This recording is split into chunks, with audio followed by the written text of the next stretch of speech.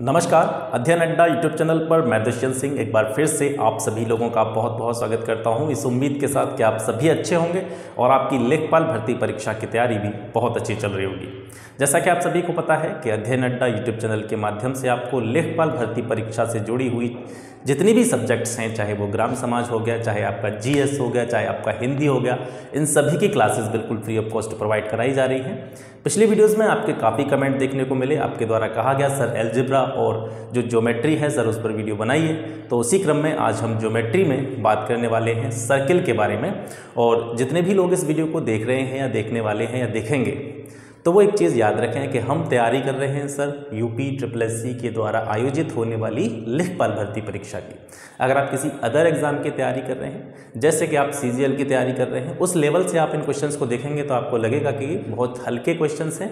ठीक है, हालांकि मैं आपको जो टॉपिक आज पढ़ाने वाला हूँ सर्किल, उसमें मैं यहाँ पे जितने भी क्वेश्चंस मैंने यहाँ पे कलेक्ट किए हैं वो सर यूपीएससी के द्वारा जितनी भी परीक्षाएँ अब तक हुई हैं, यूपीएससी जितने भी एग्ज़ाम कराता है उनमें मैथ्स पूछा जाता है। तो सर्किल से यूपीएससी के एग्ज़ाम में कौन कौन से क्वेश्चन पूछे जाते रहे हैं या किस टाइप के क्वेश्चन पूछे जाते रहे हैं, उन पर हम बात करेंगे। और रही सर्किल के कॉन्सेप्ट की बात, तो जितने तरीके के क्वेश्चन पूछे जाते हैं उन क्वेश्चंस की एक्सप्लेनेशन देते समय मैं आपके सर्किल के जितने भी कॉन्सेप्ट होंगे उनको आसानी से क्लियर यहीं पे कर दूंगा। आपको कुछ भी अलग से पढ़ने की ज़रूरत नहीं पड़ेगी। दूसरी चीज़, सर्किल में मेनली दो तरीके क्वेश्चन आपके पूछे जाने हैं, या तो आपके एरिया से रिलेटेड, ठीक है, सर्किल की जो परिधि होती है, परिमाप होता है, एरिया होता है, क्षेत्रफल होता है, इस तरीके क्वेश्चन पूछे जाएंगे। और दूसरे होते हैं जो वृत्त की प्रमेय होती है, ठीक है, वृत्त की प्रमेयों से संबंधित, तो उनका लेवल थोड़ा सा हाई हो जाता है। तो एक वीडियो में मैं दोनों को कवर नहीं कर पाऊंगा, तो पहले आज हम सर्किल से रिलेटेड जितने भी एरिया वाले क्वेश्चन हैं, क्षेत्रफल वाले क्वेश्चन हैं, उनको कवर करेंगे और बाद में अगली वीडियो में हम प्रमेय वाले क्वेश्चंस को कवर करेंगे। तो दो वीडियोज़ में आपका जो सर्किल है वो पूरी तरीके से कंप्लीट हो जाएगा। और दूसरी इंपॉर्टेंट बात ये भी है कि जो सर्किल से क्वेश्चन आपके एग्जाम में पूछे जाएंगे, यानी हम बात कर रहे हैं लेखपाल एग्जाम की, तो लेखपाल की जो कार्यप्रणाली होती है लगभग वो एरिया वेरिया ये सारे नापने से रिलेटेड होती है। तो सर्किल से क्वेश्चन या किसी भी ज्योमेट्री के टॉपिक से क्वेश्चन, ज़्यादा टॉपिक है भी नहीं, 4-5 टॉपिक हैं आपके, तो उनसे जो क्वेश्चन पूछे जाएंगे ज़्यादातर इस एग्जाम में, लेखपाल एग्जाम की मैं बात कर रहा हूँ, तो वो लगभग एरिया से जुड़े हुए क्वेश्चंस होंगे। ठीक है, तो एरिया से जुड़े हुए जो क्वेश्चन हैं सर्किल के, उन पर आपको ज़्यादा फोकस करना है। बाकी का आपके जो प्रमेयों से संबंधित क्वेश्चन है उनको मैं अगली वीडियो में कवर कराता हूँ। ठीक है, तो चलिए क्लासेस स्टार्ट करते हैं। ठीक है, और ये क्वेश्चन जो आपको यहाँ पे दिखाई दे रहे हैं, इनको क्वेश्चंस को मैं सॉल्व करते समय ही आपके जो सर्किल के कॉन्सेप्ट हैं, वृत्त के जितने भी कॉन्सेप्ट हैं, उनको मैं यहीं पर क्लियर करता चलूँगा। ठीक है, अलग से आपको कुछ भी नहीं पढ़ना है। और इस वीडियो को देखने के बाद में अपना जो फीडबैक है, जैसा कि मैं आपसे हमेशा कहता हूँ, उस फीडबैक के बारे में आप ज़रूर बताना, कमेंट बॉक्स में कमेंट करना कि आपको वीडियो कैसा लगा और किस हद तक आपके लिए ये हेल्पफुल है। ठीक है, तो सबसे पहला क्वेश्चन आप देखिए, 132 सेंटीमीटर परिधि वाले वृत्त का क्षेत्रफल क्या होगा। क्वेश्चन पर आने से पहले हम वृत्त की जो बेसिक जानकारी है उसको देख लेते हैं। ठीक है, ये हो गया आपका सर्किल वृत्त, ठीक है, और ये होता है इसका सर सेंटर यानी केंद्र। अब वृत्त को हम परिभाषित किस तरीके से करते हैं, वृत्त को हम परिभाषित किस तरीके से करेंगे, वृत्त को परिभाषित करते हैं हम किसी, आराम से पढ़ेंगे, बिल्कुल वीडियो थोड़ा सा बड़ा हो जाएगा तो उससे कोई प्रॉब्लम नहीं है, लेकिन चीज़ें आपको जो है आसानी से समझ में आनी चाहिए। तो किसी निश्चित बिंदु से, ठीक है सर, किसी निश्चित बिंदु से समान दूरी पर स्थित बिंदुओं का बिंदु पथ वृत्त कहलाता है। ठीक है, वृत्त या सर्किल आपका ये कहलाता है। अब इसको समझिए, ये वृत्त है, वृत्त की आकृति आप सभी को पता होगी, वृत्त आपने सभी ने देखा होगा। तो वृत्त के बीचों बीच में जो पॉइंट है ये सर इसका सेंटर है। अब आपकी जो परिभाषा कह रही है उसको समझने का प्रयास करें कि किसी निश्चित बिंदु से, तो वो कौन सा निश्चित बिंदु की बात कर रहा है, ये सर सेंटर की बात कर रहा है। ठीक है, यानी केंद्र की बात कर रहा है। किसी निश्चित बिंदु से यानी इस केंद्र से समान दूरी पर अब इस बिंदु पथ पर ये जो आपका बाहर का एरिया है, ये बाहर का जो आपको दिखाई दे रहा है, ये आउटर लाइन जो दिखाई दे रही है, इसको वैसे हम परिधि बोलते हैं, इनके बारे में भी अभी बात करते हैं। तो इस केंद्र से इस परिधि के प्रत्येक बिंदु की, ठीक है, अब ये परिधि किससे बनी है? ये बहुत छोटे छोटे बिंदुओं से ही तो बनी है। देखिए अगर मैं इसको ऐसे कर दूं, इस तरीके से अगर मैं इसको कर दूं तो आप देखेंगे ये जो परिधि बनी हुई है सर, ये किससे बनी हुई है? बहुत छोटे छोटे बिंदुओं को मिलाकर के तो बनी हुई है। और इस केंद्र से जिस निश्चित बिंदु के बारे में इस परिभाषा में बात हो रही है, इस केंद्र से इस परिधि के प्रत्येक बिंदु की दूरी जो होगी वो कैसी होगी? इक्वल होगी, समान होगी। उसी को हम त्रिज्या कहते हैं, ठीक है। तो किसी निश्चित बिंदु से समान दूरी पर स्थित, इस निश्चित बिंदु से समान दूरी पर स्थित बिंदुओं का, ठीक है, ये सारे बिंदु हैं जिनको मैं मिला रहा हूँ सेंटर से, इन बिंदुओं का जो बिंदु पथ है, बिंदु जिस पथ पर हैं, जिस मार्ग पर बिंदु स्थित हैं, ठीक है, निश्चित बिंदु से समान दूरी पर स्थित बिंदुओं का जो बिंदु पथ है उसे क्या कहते हैं? हम सर्कल कहते हैं, ठीक है। तो बहुत सारे बिंदु जो होते हैं, बहुत सारे पॉइंट होते हैं, वे एक निश्चित बिंदु से समान दूरी पर स्थित होकर जिस मार्ग का निर्माण करते हैं उसके अंदर की जो आकृति बनती है उसको सर क्या कहते हैं? हम सर्कल कहते हैं, वृत्त कहते हैं। आशा करता हूँ इसकी जो डेफिनेशन है आप समझ गए होंगे, ठीक है। वृत्त की डेफिनेशन आप समझ गए होंगे। अब वृत्त की कुछ बेसिक चीज़ें हैं। ये हो गया आपका वृत्त, ये हो गया आपका केंद्र, ठीक है, सेंटर हो गया। सेंटर से मैं इस परिधि की जो लाइन आपको दिख रही है ये परिधि है, परिधि, ठीक है, या इसको हम परिमाप भी कह सकते हैं, परिधि भी कह सकते हैं, परिमाप भी कह सकते हैं। तो इस केंद्र से परिधि के किसी भी बिंदु को मिलाने वाली रेखा, ध्यान देंगे, केंद्र से, सेंटर से परिधि के किसी भी बिंदु को मिलाने वाली रेखा को हम कहते हैं त्रिज्या, ठीक है। इसको हम R से डिनोट करते हैं, R से प्रदर्शित करते हैं। मैं बिल्कुल स्लो लेवल से आपको पढ़ा रहा हूँ, जीरो लेवल से आपको पढ़ा रहा हूँ। आपने वृत्त कभी भी नहीं पढ़ा होगा तब भी आप उसको आसानी से समझ लेंगे। तो मैंने क्या कहा, केंद्र से परिधि के किसी भी बिंदु को अगर मैं मिला दूँ तो वो आपकी बन जाएगी त्रिज्या, ठीक है। तो ये आपकी क्या है? त्रिज्या है, ये है आपकी त्रिज्या। और त्रिज्या को ही अंग्रेजी में हम बोलते हैं सर रेडियस। क्या बोलते हैं? रेडियस। और इसीलिए इसको हम R से प्रदर्शित करते हैं, ठीक है। तो केंद्र से परिधि के किसी भी बिंदु को जब मिलाया जाता है तो त्रिज्या बन जाती है। अब प्रश्न आता है, कभी कभी क्वेश्चन में पूछ के, कॉन्सेप्ट में से क्वेश्चन पूछ लेता है और आपसे पूछ लेता है एक वृत्त की कितनी त्रिज्याएं हो सकती हैं, एक वृत्त की कितनी त्रिज्याएं हो सकती हैं। तो आप यहाँ से, ये सेंटर है, सेंटर से परिधि के किसी भी बिंदु को मिला दो तो यहाँ से तो बहुत सारी जो है रेडियस खींची जा सकती हैं, त्रिज्याएं खींची जा सकती हैं। तो इन शॉर्ट हम कह सकते हैं कि किसी भी वृत्त की असंख्य त्रिज्याएं हो सकती हैं, अनगिनत त्रिज्याएं हो सकती हैं, ठीक है। किसी भी वृत्त की अनगिनत त्रिज्याएं हो सकती हैं। आप चाहें तो जो चीज़ें मैं बोल रहा हूँ, इन चीज़ों को आप वीडियो पॉज करके, वीडियो को रोक करके इन चीज़ों को अपनी नोटबुक में नोट भी कर सकते हैं, ठीक है। तो ये सीधा सीधा भी क्वेश्चन पूछा जाता है, इसलिए मैं बता रहा हूँ कि एक वृत्त की कितनी त्रिज्याएं हो सकती हैं। तो एक वृत्त की अनगिनत त्रिज्याएं हो सकती हैं, अनंत या असंख्य त्रिज्याएं हो सकती हैं, ठीक है। रेडियस आपकी समझ में आया, ठीक है, रेडियस आपकी समझ में आ गया। अब व्यास की बात करते हैं। ये केंद्र है वृत्त का, केंद्र से परिधि को मिलाने वाली जो रेखा होती थी वो क्या होती थी? त्रिज्या। अभी हमने ऊपर देखा, इसको मैंने इस तरीके से मिला दिया, ठीक है। तो ये क्या है? ये व्यास हो गया। यानी देखो ये केंद्र था, केंद्र से मैंने परिधि को मिलाया, ये त्रिज्या हो गई। फिर केंद्र से परिधि को मिलाया, ये भी त्रिज्या हो गई।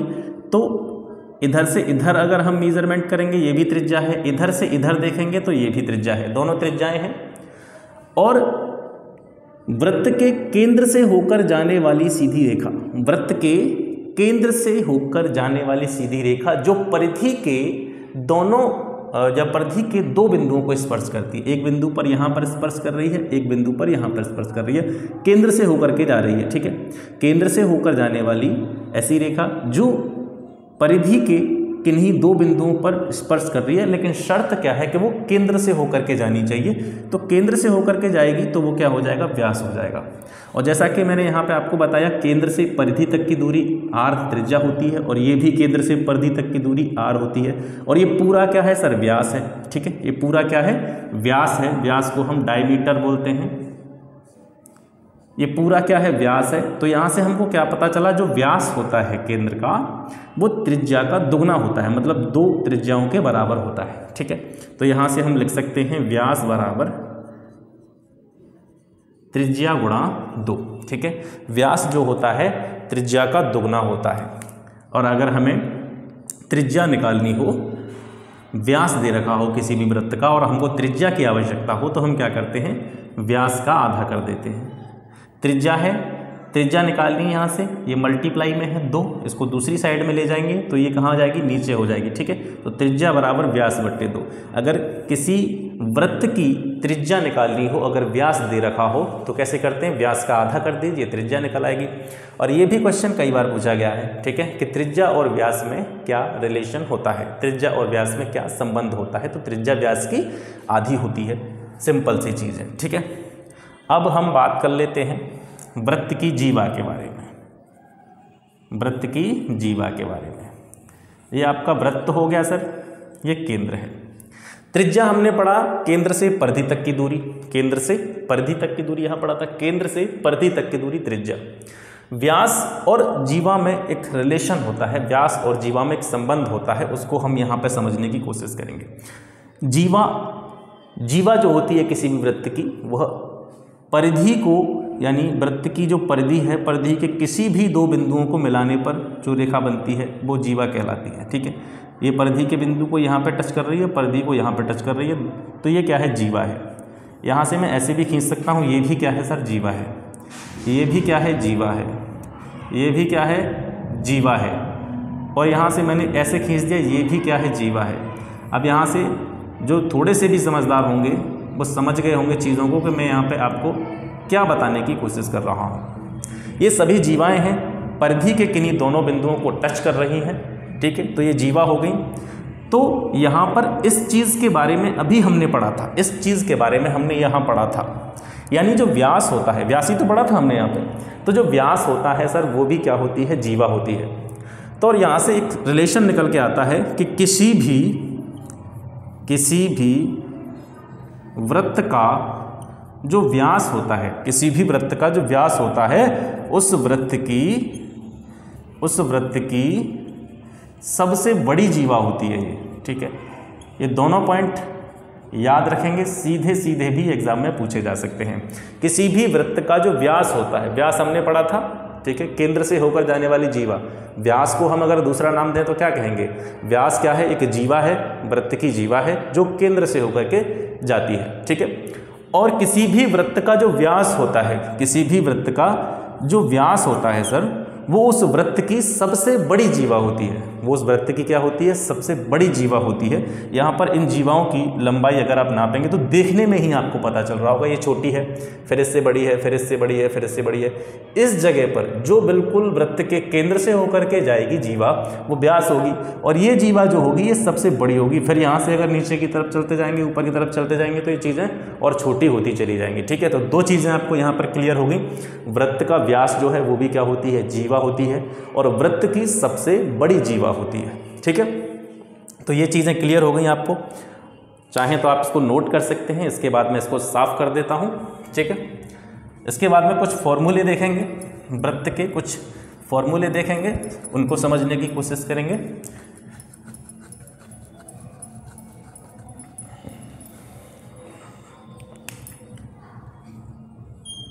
ठीक है, ये केंद्र हो गया, ये आर हो गया, ये त्रिज्या हो गई, ये आपकी परिधि है।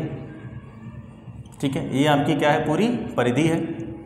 अब परिधि निकालने का फॉर्मूला क्या होता है, अगर वृत्त की हमको क्या निकालनी है सर, परिधि निकालनी है, तो परिधि निकालने का फॉर्मूला होता है आपका 2πr। ठीक है, 2πr वृत्त, ये परिधि निकालने का फॉर्मूला है। परिधि की जगह पर एक शब्द यूज हो सकता है, आपसे पूछा जा सकता है, परिमाप भी उसको यह कहा जा सकता है। तो परिमाप या परिधि एक ही चीज़ होती है। तो परिधि निकालनी हो तो हम इस तरीके से निकालेंगे।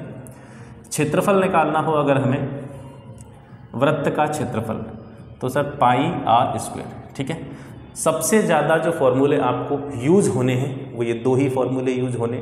हालांकि वृत्त के कॉन्सेप्ट अभी ख़त्म नहीं हुए हैं। ठीक है, वृत्त के कॉन्सेप्ट अभी बहुत सारे कॉन्सेप्ट हैं, वो भी ख़त्म नहीं हुए, लेकिन अब क्वेश्चंस जो हैं, अब जितनी चीज़ें मैंने आपको बताई इनसे काफ़ी सारे क्वेश्चंस आप यहाँ तक सॉल्व कर देंगे। फिर जैसे जैसे हम क्वेश्चंस की तरफ बढ़ते जाएंगे तो बाकी कॉन्सेप्ट्स को जो है हम साथ ही साथ समझते चलेंगे। ठीक है, अब पहला क्वेश्चन यहाँ से देखिए आपका जो पहला क्वेश्चन है, अब देखिए जितना संभव हो पा रहा है मैं आपके लिए हेल्प कर रहा हूँ। अगर इसी जगह पर ये डिजिटल बोर्ड होता तो इसकी पीपीटी अच्छी तरीके से तैयार हो जाती, प्रेजेंटेशन तैयार हो जाती, तो मैं आपको प्रैक्टिस भी करा सकता था। तो इसमें क्या है कि वाइट बोर्ड पर इतने ज़्यादा ऑपरेशंस नहीं किए जा सकते हैं, तो मैं आपको प्रैक्टिस तो नहीं करा पाऊँगा, लेकिन आपके जो कॉन्सेप्ट हैं वो ज़रूर मैं क्लियर कर दूँगा। ठीक है, तो पहला क्वेश्चन देखिए, बिल्कुल हल्के वाले मतलब गोलू टाइप के क्वेश्चन जिनको कहते हैं, तो उस गोलू टाइप के क्वेश्चन से हम लेकर के चलेंगे और अच्छे अच्छे क्वेश्चन हम जब तक लास्ट होगा इस वीडियो का, काफ़ी अच्छे अच्छे क्वेश्चन हम इस वीडियो में सॉल्व करने वाले हैं। तो पहला क्वेश्चन है 132 सेंटीमीटर परिधि वाले वृत्त का क्षेत्रफल क्या होगा। 132 सेंटीमीटर परिधि वाले वृत्त का क्षेत्रफल क्या होगा। जब भी आप मैथ कर रहे हैं सबसे पहले क्वेश्चन को समझने की कोशिश करें। आपको थोड़ा डिस्टर्बेंस हो रहा होगा, आपको थोड़ी एक्स्ट्रा आवाज़ आ रही होगी, क्योंकि अब क्या है कि इलेक्शन का टाइम चल रहा है, आपको पता है, और इलेक्शन के टाइम में इधर उधर वो प्रचार वाली गाड़ियाँ हैं वो घूम रही हैं। ठीक है, तो अब साउंड डिटेक्टर तो लगे नहीं हुए हैं कमरे में, जो आपको साउंड नहीं आए तो थोड़ा सा इसको नेगलेक्ट करें। ठीक है, एडजस्टमेंट करें। तो पहला क्वेश्चन है 132 सेंटीमीटर परिधि वाले वृत्त का क्षेत्रफल क्या होगा। तो सर क्या पूछ रहा है इसमें, सबसे पहले क्या पूछ रहा है इसमें, क्षेत्रफल आपसे पूछ रहा है। क्षेत्रफल का फॉर्मूला आपको पता है, क्या है क्षेत्रफल का फॉर्मूला, पाई आर स्क्वायर। ठीक है, पाई की वैल्यू जो है वो निश्चित होती है, या तो आप 22/7 रख सकते हैं या 3.14 रख सकते हैं। ठीक है, पाई एक जो है कांस्टेंट है, ये स्थिरांक होता है, आर्यभट्ट ने इसकी खोज की थी। पाई की वैल्यू निश्चित होती है, उसको आप रख सकते हैं अपनी आवश्यकता अनुसार, दोनों चीज़ें एक ही हैं। क्षेत्रफल पूछ रहा है आपसे क्वेश्चन में, क्षेत्रफल का फॉर्मूला आपको पता है पाई आर स्क्वायर। तो पाई की वैल्यू तो हमको पता रहती है, आर की वैल्यू हमको चाहिए। अब क्या क्वेश्चन में आर की वैल्यू दे रखी है 132 सेंटीमीटर परिधि हमको दे रखी है, और परिधि का भी सर फॉर्मूला हमको पता है। तो परिधि का फॉर्मूला हमको पता है और परिधि की वैल्यू दे रखी है, तो यहाँ से हमको सबसे पहले क्या चाहिएगा, आर चाहिएगा। जो भी क्वेश्चन पूछ रहा है, जिस चीज़ को निकालने के बारे में बात कर रहा है, आप उस चीज़ के बारे में जाइए और वहाँ से देखिए कि हमको किन किन चीज़ों की ज़रूरत है। हमको यहाँ आर की आवश्यकता थी, आर हमारे पास नहीं है, तो सबसे पहले व्यवस्था बनाएंगे हम आर निकालने की। तो 132 सेंटीमीटर परिधि है। ठीक है, परिधि कितनी है, 132 सेंटीमीटर। परिधि का फॉर्मूला हमको पता है 2 पाई आर, इसके बराबर में रख देंगे 132। पाई की वैल्यू हमको पता है 22/7, आर निकालनी है 132। 22 से इसको डिवाइड कर देंगे, काट देंगे, तो कितना जाएगा, लगभग 6 बार ये कट जाएगा। फिर 2 से भी इसको काट सकते हैं 3 बार। अब देखिए यहाँ से ये सारी चीज़ें ख़त्म हो गई, बचा क्या आपका r/7 और इधर बचा आपका 3। मैं आपको बिल्कुल इस तरीके से कैलकुलेशन करके बता रहा हूँ, मैं ये ट्रीट करके चल रहा हूँ। आप 8th 9th क्लास के बच्चे, आप में से बहुत सारे स्टूडेंट ऐसे होंगे जो काफ़ी अच्छे होंगे मैथ में, लेकिन हो सकता है बहुत से ऐसे हों जिनको ज्योमेट्री नहीं आती हो या जिनको कैलकुलेशन में प्रॉब्लम होती है। तो मैं बिल्कुल आपको सूक्ष्म कैलकुलेशन करके दिखाऊंगा, बिल्कुल आराम से, कोई भी दिक्कत लेने की ज़रूरत नहीं है।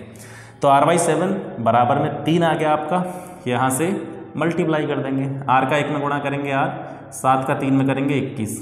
तो सर यहाँ से हमको पहली चीज़ क्या मिल गई, हमारी r मिल गई, हमारी त्रिज्या हमको मिल गई। और अब हमको निकालना है सर वृत्त का क्षेत्रफल। क्षेत्रफल का फॉर्मूला होता है आपका पाई आर स्क्वायर। पाई की वैल्यू 22/7, r की वैल्यू 21 है, और 21 पे क्या लगा हुआ है, स्क्वायर लगा हुआ है। तो 22/7 21 गुणा 21। ठीक है, 7 से 21 को काट देंगे 3 बार, तो बचेगा आपका 22 गुणा 21 × 63। ठीक है, अब इनका मल्टीप्लाई कर लो, 22 × 66, 6 बचा, और 22 × 132 और 6 138, 1386। अब पूरी आपकी जो वैल्यू दे रखी थी किस में दे रखी थी, सेंटीमीटर में दे रखी थी। क्षेत्रफल हमेशा वर्ग मीटर, वर्ग सेंटीमीटर, ठीक है, स्क्वायर में ही आता है, तो यहाँ पे लिख देंगे हम सेंटीमीटर स्क्वायर या वर्ग सेंटीमीटर। ये आपका आंसर हो गया। बहुत ज़्यादा हैवी क्वेश्चंस नहीं हैं, बिल्कुल मैं हल्के लेवल के जो क्वेश्चन हैं जो जनरली बिल्कुल पूछे जाते हैं वहाँ से स्टार्ट करें। धीरे धीरे क्वेश्चंस का पैटर्न यहाँ से बढ़ाते चलेंगे और ये वीडियो खत्म होने के बाद में आप देखेंगे कि यहाँ से क्वेश्चन जो है हमने जितने भी क्वेश्चन करे हैं उनमें से 100% क्वेश्चन आपके एग्जाम में देखने को मिलेगा। ठीक है, तो ये चीज़ आपको समझ में आ गई, इसको मैं साफ कर देता हूँ, फिर नेक्स्ट क्वेश्चन की तरफ चलते हैं। अगला क्वेश्चन है आपका, वृत्त की परिधि व्यास से, वृत्त की परिधि जो है वो व्यास से 18.6 सेंटीमीटर अधिक है। ठीक है, तो व्यास निकालिए। वृत्त की परिधि व्यास से 18.6 सेंटीमीटर अधिक है तो इसका व्यास क्या होगा। अब की बार हमको क्या पूछ रहा है, व्यास पूछ रहा है। ठीक है, तो पहले क्वेश्चन कह रहा है उसकी तरफ देखते हैं। परिधि और व्यास का एक रिलेशन दे रहा है हमको कि परिधि जो है यहाँ पर, जैसा यहाँ पे कह रहा है उसी तरीके से मैं लिख रहा हूँ कि परिधि जो है वो क्या है, व्यास से इतने अधिक है। व्यास से, परिधि जो है व्यास से अधिक है, अधिक है तो प्लस का चिन्ह लगा देंगे, 18.6 सेंटीमीटर। ठीक है, परिधि जो है व्यास से इतना अधिक है। अब परिधि का फॉर्मूला हमने पढ़ा है 2πr, और व्यास को क्या बताया था मैंने, जब आपको डायग्राम बना के बताया था, मैंने आपको बताया था कि ये त्रिज्या हो गई, इधर भी त्रिज्या हो गई, और इन दोनों त्रिज्याओं को मिला देंगे तो व्यास बन जाएगा। यानी व्यास को, डायमीटर को, व्यास को क्या कहते हैं अंग्रेजी में, डायमीटर कहते हैं। तो डायमीटर 2r के बराबर होता है, व्यास त्रिज्या का दुगना होता है। तो व्यास की जगह पे हम क्या रख सकते हैं सर, 2r रख सकते हैं। ठीक है, क्लियर। व्यास की जगह पे हम क्या रख सकते हैं, 2r रख सकते हैं, प्लस 18.6 सेंटीमीटर। हमको क्या निकालना है, व्यास निकालना है, यानी हमको 2r की वैल्यू निकालनी है। किसकी वैल्यू निकालनी है, 2r की वैल्यू। अब इस 2r को इधर ले आइए, 2πr, 2r को इधर लेके आएंगे तो ये माइनस की हो जाएगी और 18.6 इधर बचेगा। अब देखिए इन दोनों चीज़ों में से क्या चीज़ कॉमन आ रही है, कौन सी चीज़ है हम दोनों में से निकाल सकते हैं बाहर। तो देखिए 2r यहाँ पे भी है और 2r यहाँ पे भी है, तो मैं यहाँ से 2r कॉमन ले लूँगा। ठीक है, तो यहाँ पे क्या बचेगा आपका पाई माइनस, और यहाँ से पूरी 2r कॉमन ले लिए तो मैंने क्या बचेगा, 1 बचेगा और 18.6 इधर बचेगा। ठीक है, अब इस r की वैल्यू या इस 2 को ख़त्म करने की ज़रूरत नहीं है आपको। कभी कभी क्या होता है हम सवाल को कॉम्प्लेक्स बना देते हैं। बहुत सिंपल से क्वेश्चन है अभी तो ये, अब यहाँ से आप हो सकता है गड़बड़ी कर दें, 2 का भाग इसमें दे देंगे तो फिर दोबारा से आपको 2r करना पड़ेगा लास्ट में। तो हमको क्या चाहिए, व्यास चाहिए, और हमें पता है ये 2r जो होता है क्या होता है, ये व्यास ही तो है, त्रिज्या का दुगना लिखा हुआ है तो इसका मतलब व्यास ही तो है। इसकी वैल्यू निकालनी है तो इसको ऐसे ही लिखे रहने दो। 18.6 आपका दूसरी साइड में है, तो बाकी का जितना भी मटेरियल है ये मल्टीप्लाई में है, दूसरी साइड में ले जाएंगे तो सर ये नीचे आ जाएगा, पाई -1। ठीक है, 18.6 पाई की वैल्यू रख देंगे 22/7 -1। आप जैसे सुविधाजनक आपको लगे, पाई की वैल्यू 3.14 रख सकते हैं, 22/7 रख सकते हैं। ठीक है, वैसे जनरली हम ये करते हैं कि अगर संख्या हमको ऐसा लगता है कि 7 से डिवाइड हो सकती है, 7 से काटी जा सकती है या 22 से काटी जा सकती है, तो हम 22/7 रख लेते हैं, अन्यथा पॉइंट में रख लेते हैं। ठीक है, आंसर में कोई भिन्नता नहीं आएगी, आप दोनों तरीके से कर सकते हैं। तो ऊपर है आपका 18.6, 7 एकम 7 यानी 22/7 में से 1 घटाएंगे तो देखिए 7 एकम 7, तो 22 में से 7 घटाएंगे तो कितना आएगा, 15/7। तीसरी संख्या हमेशा कहाँ पहुँचा देते हैं, ऊपर पहुँचा देते हैं। तो 18.6 मल्टीप्लाई बाई 7, नीचे क्या आ जाएगा आपका 15, गुणा कर दो सर, 7 × 42, 4 बचा, 7 × 8 56 और 4 60, 6 बचा, 7 एकम 7 और 6 13। ठीक है, कभी कभी हो सकता है कि मल्टीप्लाई में या कैलकुलेशन में मुझसे कुछ गलती हो जाए तो आप बता देना। ठीक है, हो जाता है कभी कभी, बट्टे 15 से इसको भाग दे दो, 15 × 8 = 120, बचे 10 आपके, 10 में भाग जाएगा नहीं तो पॉइंट लगा लेंगे, 15 × 6 = 90, लगभग 8.6, लगभग 1.6 जो है ये आपका क्या आ जाएगा, व्यास आ जाएगा। किस में दे रखी है पूरी वैल्यू, सेंटीमीटर में, तो लगभग 8.6 सेंटीमीटर का व्यास आ जाएगा। कोई दिक्कत है इसमें आपको, और मुझे नहीं लगता कि इन छोटे छोटे क्वेश्चंस में आपको कोई दिक्कत होगी। ठीक है, तो मैं इसको साफ कर देता हूँ।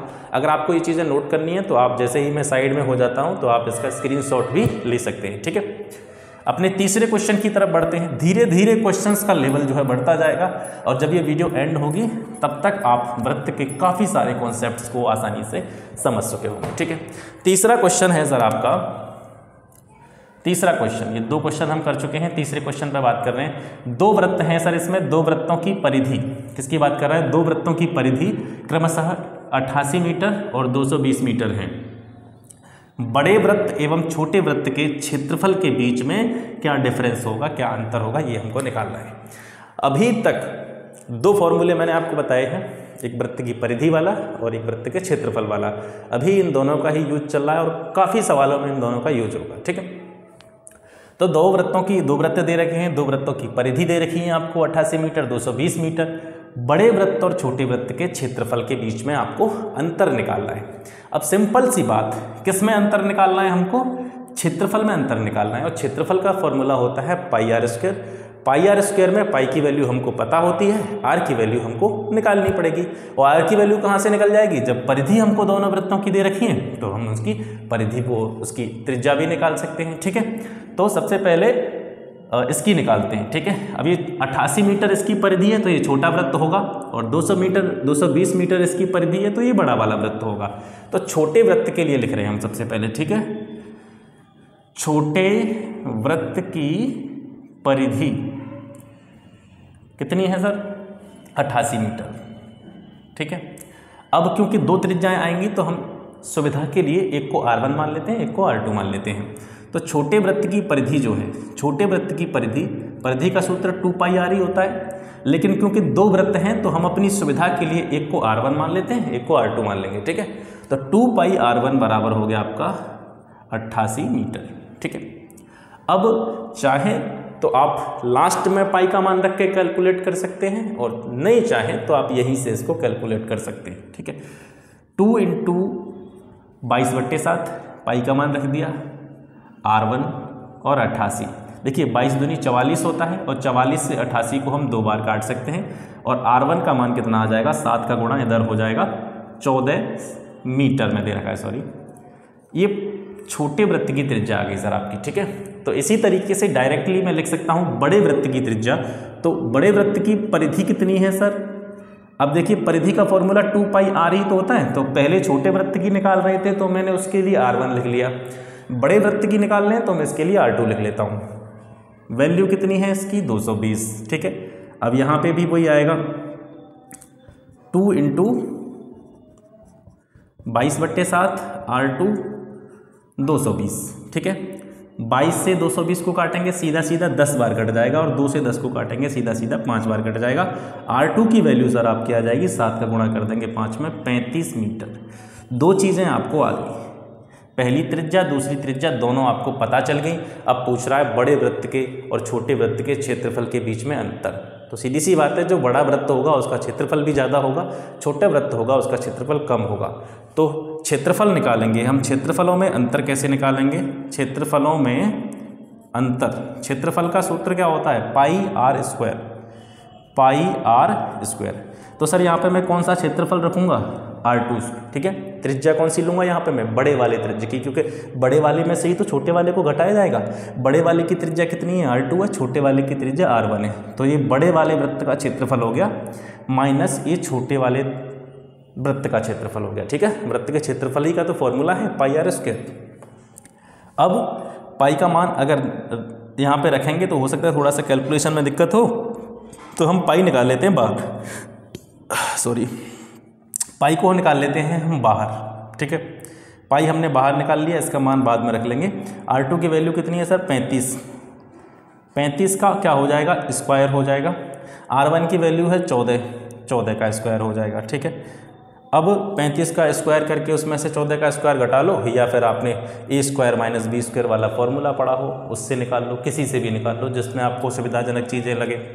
तो 35 का स्क्वायर करके जितना भी वैल्यू आएगा 35 गुणा 35 मतलब, और माइनस 14 गुणा 14, इस तरीके से भी निकाल सकते हैं, और दूसरे तरीके से भी निकाल सकते हैं कि A² माइनस B² आपने पढ़ा होगा, A² माइनस B², ये आपने पढ़ा होगा सभी ने। एक बार संख्या को जोड़ देते हैं, एक बार घटा देते हैं, तो 35 पे भी स्क्वायर है, 14 पे भी स्क्वायर है। 35 और 14 को जोड़ेंगे तो सर आपका 49 हो जाएगा। ठीक है, 30 40 49, ठीक है, और 35 में से 14 घटाएंगे तो आपका आ जाएगा लगभग 21। सही है ना, 35 में से 14, ठीक है। अब पाई की वैल्यू रख लीजिए, 49 गुणा 21, 7 से 49 को काटेंगे 4 बार, 22 चौका 88 हो गया आपका, और गुणा 21 हो गया। इन दोनों का गुणा कर लीजिए, आपका आंसर आ गया। ये आपका क्षेत्रफलों में अंतर है। ठीक है, तो ये क्वेश्चन आपकी समझ में आ गया होगा, क्षेत्रफलों में अंतर कैसे निकालेंगे। अब अपने फोर्थ क्वेश्चन की तरफ चलते हैं। ठीक है, फोर्थ क्वेश्चन, चौथा क्वेश्चन है आपका, कह रहा है एक वृत्त की त्रिज्या को अगर 3 गुना कर दिया जाए, एक वृत्त की त्रिज्या को अगर 3 गुना कर दिया जाए तो उसकी परिधि कितने गुना हो जाएगी। बहुत छोटा सा क्वेश्चन है, सिंपल सा क्वेश्चन है। वृत्त की त्रिज्या है, वृत्त की त्रिज्या दे तो नहीं रखी है कोई भी त्रिज्या। ठीक है, तो माना त्रिज्या r, आपको पेपर में ये सारी चीज़ें नहीं लिखनी है, माना त्रिज्या r फलाना, आपको डायरेक्ट कैलकुलेशन करनी है। ठीक है, ये तो मैं आपको समझाने के लिए लिख रहा हूँ। यहाँ पे हमने त्रिज्या को मान लिया r। अब परिधि के बारे में पूछ रहा है कि परिधि कितने गुना हो जाएगी। तो जब त्रिज्या r है तो परिधि कितनी होगी, इसकी परिधि आपको पता ही है 2πr। अब सवाल क्या कह रहा है उसकी तरफ चलते हैं। त्रिज्या को कर दें 3 गुना। ठीक है, तो नई त्रिज्या हो जाएगी आपकी, नई त्रिज्या जो हो जाएगी आपकी 3r हो जाएगी। तो नई परिधि कितनी हो जाएगी सर। भाई त्रिज्या r थी तो परिधि 2πr होती है, फॉर्मूला हमने पढ़ा है। अब त्रिज्या को 3 गुना कर दिया तो परिधि कितने गुना हो जाएगी। तो परिधि निकालो पहले इसके हिसाब से। परिधि का फॉर्मूला होता है 2π, यहाँ पे क्या आएगा r, 2πr। r कितनी है हमारी, r की वैल्यू ये है। ठीक है, अब 3 को यहाँ पे लिख लिया मैंने अलग, इंटू 2πr। एक ही चीज़ है देखो, 2π इंटू 3r, इसको मैंने ऐसे लिख लिया 3 इंटू 2πr। अब 2πr आपको क्या पता होता है, क्या होता है, ये परिधि होती है। और परिधि में आपको कितने का गुणा नज़र आ रहा है सर, 3 का गुणा नज़र आ रहा है। तो इसका मतलब है कि अगर त्रिज्या को 3 गुना कर देंगे तो परिधि भी कितना हो जाएगी, 3 गुना हो जाएगी। ये इसका आंसर है, परिधि कितने गुना हो जाएगी, 3 गुना हो जाएगी। ठीक है, 5वां क्वेश्चन देखते हैं सर। एक अर्धवृत्तीय क्षेत्र, देखिए अब यहाँ पे अर्धवृत्त आ गया। अर्ध, मैंने आपको वृत्त का कॉन्सेप्ट बताया है, अर्धवृत्त का नहीं बताया है। आपको सिर्फ वृत्त का ही कॉन्सेप्ट याद रखना है, अर्धवृत्त का याद भी नहीं करना है। ठीक है, देखिए कैसे, ये वृत्त हो गया और अर्धवृत्त का मतलब क्या होता है, आधा वृत्त। ठीक है, इसके जितने भी फॉर्मूले आप पढ़ेंगे, चाहे वो परिधि का हो, चाहे वो क्षेत्रफल का हो, परिमाप का हो, किसी का भी हो, तो जो फॉर्मूला इसका होगा उसमें 2 से भाग दे दो, मतलब उसको क्या कर दो, आधा कर दो। तो अर्धवृत्त के सारे फॉर्मूले निकल आएंगे। अलग से कोई भी चीज़ आपको नहीं करनी। कैसे, यहाँ पे हम सवाल करते हैं तब देखते हैं। एक अर्धवृत्तीय क्षेत्र का व्यास, अब देखिए यहाँ पे ये सेंटर है, ये व्यास हो गया। तो जो वृत्त का व्यास होगा वही अर्धवृत्त का व्यास होगा। बेशक मैं इसको साफ कर दूं यहाँ से, नीचे से वृत्त को मैंने अर्धवृत्त बना दिया, वृत्त को मैंने अर्धवृत्त बना दिया, लेकिन त्रिज्या और व्यास तो सेम ही होंगे ना, त्रिज्या और व्यास तो सेम ही होंगे। चाहे मैं इसको ऐसे कर दूं, नीचे से पूरा वृत्त बना दूं, तब भी उसकी त्रिज्या यही रहेगी। त्रिज्या में तो कोई परिवर्तन नहीं हुआ, ना ही इसके व्यास में कोई परिवर्तन हुआ, तो त्रिज्या और व्यास तो वही रहते हैं। बाकी की परिधि चेंज हो जाती है। देखिए इस वाली आकृति की परिधि और इस वाली आकृति की परिधि देखने में नज़र आ रहा होगा ना, ये परिधि जो है, ये परिधि जो है इस वाली पूरी परिधि की कैसी है, आधी होगी। तो परिधि का फॉर्मूला जब अर्धवृत्त के संदर्भ में हम निकालेंगे तो उसको हम क्या कर देंगे, आधा कर देंगे। क्षेत्रफल निकालेंगे तब भी उसको आधा कर देंगे। ठीक है, तो कोई यहाँ पे दिक्कत वाली बात है नहीं। तो एक अर्धवृत्तीय क्षेत्र का व्यास 14 सेंटीमीटर है।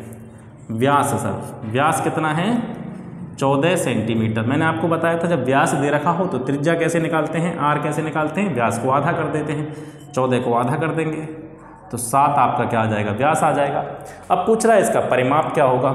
ठीक है, अब मैंने बनाया था वृत्त का परिमाप क्या होता है सर, ये पूरी परिधि जो होती है, जहाँ जहाँ मेरा मार्कर चल रहा है ये सब क्या है, वृत्त की परिधि है।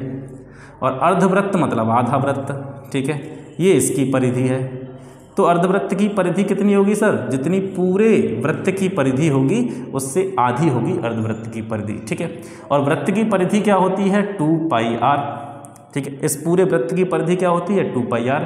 तो अर्धवृत्त की परिधि कितनी होगी, इसकी आधी होगी। और आधा करते हैं किसी भी चीज़ को तो 2 से भाग दे देते हैं, 2 से 2 कट जाएगा, यानी अर्धवृत्त की परिधि का सूत्र क्या हो जाएगा आपका, πr हो जाएगा। ठीक है, पाई का मान हमको पता ही है 22/7, आर हमको यहाँ पे निकाल ही लिया, 7 से 7 कट गया सर। तो ये आ गया आपका 22 सेंटीमीटर अर्धवृत्त का परिमाप हो गया। ठीक है, कोई दिक्कत नहीं आपको होनी चाहिए यहाँ से बिल्कुल भी। 6वां क्वेश्चन, अभी ये क्वेश्चन आपको छोटे छोटे नज़र आ रहे होंगे। ठीक है, अभी ये छोटे छोटे क्वेश्चन नज़र आए होंगे, लेकिन सारे क्वेश्चन, जितने भी क्वेश्चन मैंने यहाँ पे लिखे हैं UPSSC के एग्जाम्स, प्रीवियस ईयर के एग्जाम मैंने देखे हैं, वहाँ से मैंने क्वेश्चंस को वहाँ से पॉइंट आउट किया है, वहाँ से मैंने यहाँ पे क्वेश्चन आपके लिए कलेक्ट किए हैं। ठीक है, धीरे धीरे क्वेश्चंस का लेवल बढ़ेगा, इंतजार करें थोड़ा सा। वृत्त की परिधि πd है सर, परिधि जहाँ भी परिधि बोल रहा है तो अब हिंदी में लिखने की जरूरत नहीं है, परिधि बोल रहा है तो सर मैं डायरेक्ट क्या लिखूंगा यहाँ पे 2πr। 2πr कितना है, परिधि कितनी है, πd है, तो बराबर πd। पूछ क्या रहा है सर, क्षेत्रफल कितना होगा, क्षेत्रफल कितना होगा। देखो पाई से पाई दोनों साइड में कैंसिल हो गई। क्षेत्रफल के लिए हमको किसकी ज़रूरत होती है, क्षेत्रफल के लिए ज़रूरत होती है हमको त्रिज्या की। त्रिज्या क्या है हमारी r निकालेंगे तो d/2 हो जाएगा। त्रिज्या आ गई हमारी। क्षेत्रफल कैसे निकलेगा सर, πr²। ये क्षेत्रफल का सूत्र है, पाई की जगह पाई लिखा रहने दीजिए। अब यहाँ पर पाई का मान रखने का कोई मतलब नहीं है, ठीक है। मैंने क्वेश्चन लिखे हैं लेकिन क्वेश्चंस के मैंने ऑप्शन नहीं लिखे हैं। ऑप्शन इसलिए लिखे हैं कि डायरेक्ट हम सॉल्व कर रहे हैं। ऑप्शन लिखूंगा तो फिर बोर्ड की काफ़ी जगह यहाँ से फिर फिल हो जाएगी, तो उतना कम काम हो पाएगा, ठीक है। तो ऑप्शन से हमें करना क्या है, हमें तो अपने सही आंसर से मतलब है। तो पाई का वैल्यू हम यहाँ पर नहीं रखेंगे। क्यों नहीं रखेंगे, क्योंकि यहाँ पर देखिए आर की वैल्यू भी जो है d/2 है, कोई संख्या कटने वाली नहीं है, तो इसलिए हम पाई की वैल्यू पाई लिखी रहने देंगे यहाँ पे। और ये जो क्वेश्चन आया था, जो पूछा गया था, उसमें भी इसका आंसर जो दे रखा है वो इसी तरीके से दे रखा है, ठीक है। इसका स्क्वायर कर देंगे, पाई की पाई और आर की वैल्यू रख दी हमने यहाँ से d/2। अब इसका स्क्वायर करेंगे तो क्या हो जाएगा, d²/4। ये आपका आंसर हो गया, ठीक है। ये क्षेत्रफल हो गया इसका। अब सर जो क्वेश्चन आने वाला है आपका, अब जो क्वेश्चन आपका आने वाला है, इस क्वेश्चन को मैं आपसे कह रहा हूँ बहुत अच्छी तरीके से समझना। क्वेश्चन जो पूछा जाता है एग्जाम में, इसी तरीके का क्वेश्चन आपसे हो सकता है इस बार भी पूछा चला जाए, ठीक है। 7वां क्वेश्चन है आपका, किसी पहिए का व्यास, किसी पहिए का व्यास। क्वेश्चन को समझना, एक बार इसकी चीज़ समझ में आ गई आपको तो इस तरीके के जितने क्वेश्चन होंगे आप आसानी से कर पाएंगे। किसी पहिए का व्यास 2 सेंटीमीटर है, 10 चक्कर लगाने में पहिया कितनी दूरी करेगा, ठीक है। कितनी दूरी तय करेगा। कोई भी पहिया है सर, ये हो गया आपका पहिया, ठीक है, ये आपका पहिया है। इस पहिए का व्यास 2 सेंटीमीटर है, ये 2 सेंटीमीटर है, ठीक है। और बड़ा बना देता हूँ थोड़ा सा, ये आपका पहिया हो गया और ये पहिए का व्यास है सर 2 सेंटीमीटर, पूरे पहिए का व्यास, ठीक है। यानी यहाँ से लेकर के यहाँ तक की दूरी 2 सेंटीमीटर है। त्रिज्या निकाल लेंगे, सिंपल सी चीज़। त्रिज्या कितनी हो जाएगी, व्यास की आधी हो जाएगी, 2 से भाग दे देंगे, 1 सेंटीमीटर त्रिज्या आ जाएगी। 10 चक्कर लगाने में पहिया कितनी दूरी तय करेगा, ठीक है। अब पहिया 1 चक्कर लगाने में कितनी दूरी करेगा, ये सबसे पहले हमको पता होना चाहिए, ठीक है। तो जैसे मान लीजिए ये पहिया है, ठीक है, ये वाला पहिया है, ये 1 चक्कर में कितनी दूरी करेगा, तय करेगा। तो इसका एक कॉन्सेप्ट होता है कि पहिया जो होता है 1 चक्कर लगाने में, 1 चक्कर लगाने में कितनी दूरी तय करता है, अपनी परिधि के बराबर, परिधि के बराबर दूरी तय करता है। ये चीज़ आपको याद रखनी है। एक पहिया 1 चक्कर में कितनी दूरी लगाएगा, जितनी उसकी परिधि हो। पहिया 1 चक्कर लगाने में अपनी परिधि के बराबर दूरी तय करता है। तो सबसे पहले हमको इसकी परिधि निकालनी पड़ेगी। परिधि निकालनी पड़ेगी तो परिधि का फॉर्मूला हमको पता है 2πr होता है, ठीक है। 2πr होता है तो 2 × पाई × r की वैल्यू रख दो 1 सेंटीमीटर। यहाँ पे मैं पाई की वैल्यू क्यों नहीं रख रहा हूँ, पाई की वैल्यू मैं इसलिए नहीं रख रहा हूँ क्योंकि पाई की वैल्यू जो है नीचे 7 आएगा, फिर कटेगी नहीं, तो फिर ऐसा ही रहेगा। चाहें तो आप रख सकते हैं, ठीक है। ऑप्शन के हिसाब से ये डिपेंड करेगा। ऑप्शन अगर पाई में दे रखा है तो पाई का वैल्यू मत रखो, नहीं दे रखा है तो पाई की वैल्यू रख दो। तो परिधि आ गई इसकी 2π। अब परिधि का मतलब क्या है, 1 चक्कर में पहिए के द्वारा चली गई दूरी। मैंने यहाँ पे बताया आपको, पहिया 1 चक्कर में लगाने में अपनी परिधि के बराबर दूरी तय करता है, तो परिधि 2π होगी। 2π के बराबर दूरी तय करेगा 1 चक्कर में, और चक्कर कितने लगाने हैं, 10 चक्कर लगाने हैं, ठीक है। तब 1 चक्कर में 2π दूरी, तो 10 चक्कर में कितनी दूरी, मल्टीप्लाई हो जाएगा।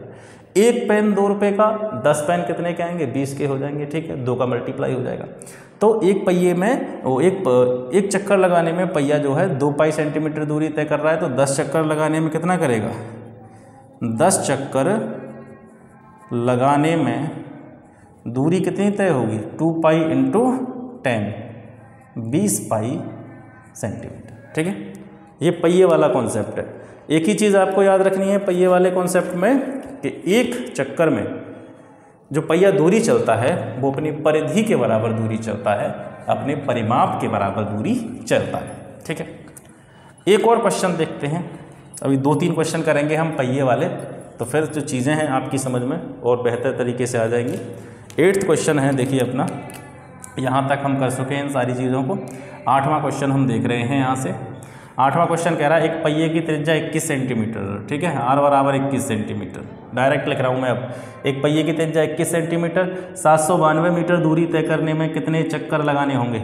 यहाँ पे पूछ रहा था, चक्कर दे रखे थे, दूरी पूछ रहा था। यहाँ पर दूरी दे रखी है, चक्कर पूछ रहा है, ठीक है। तो r इतनी है, सबसे पहले हमें परिधि की आवश्यकता पड़ेगी। परिधि कितनी हो जाएगी, परिधि का मतलब क्या होता है, एक चक्कर में, मैंने अभी बताया था, एक चक्कर में चली दूरी। परिधि का मतलब है एक चक्कर में कितनी दूरी चल रहा है, 2 पाई r। परिधि का फॉर्मूला हो गया सर 2 इंटू पाई की जगह 22/7, r की वैल्यू कितनी है 21।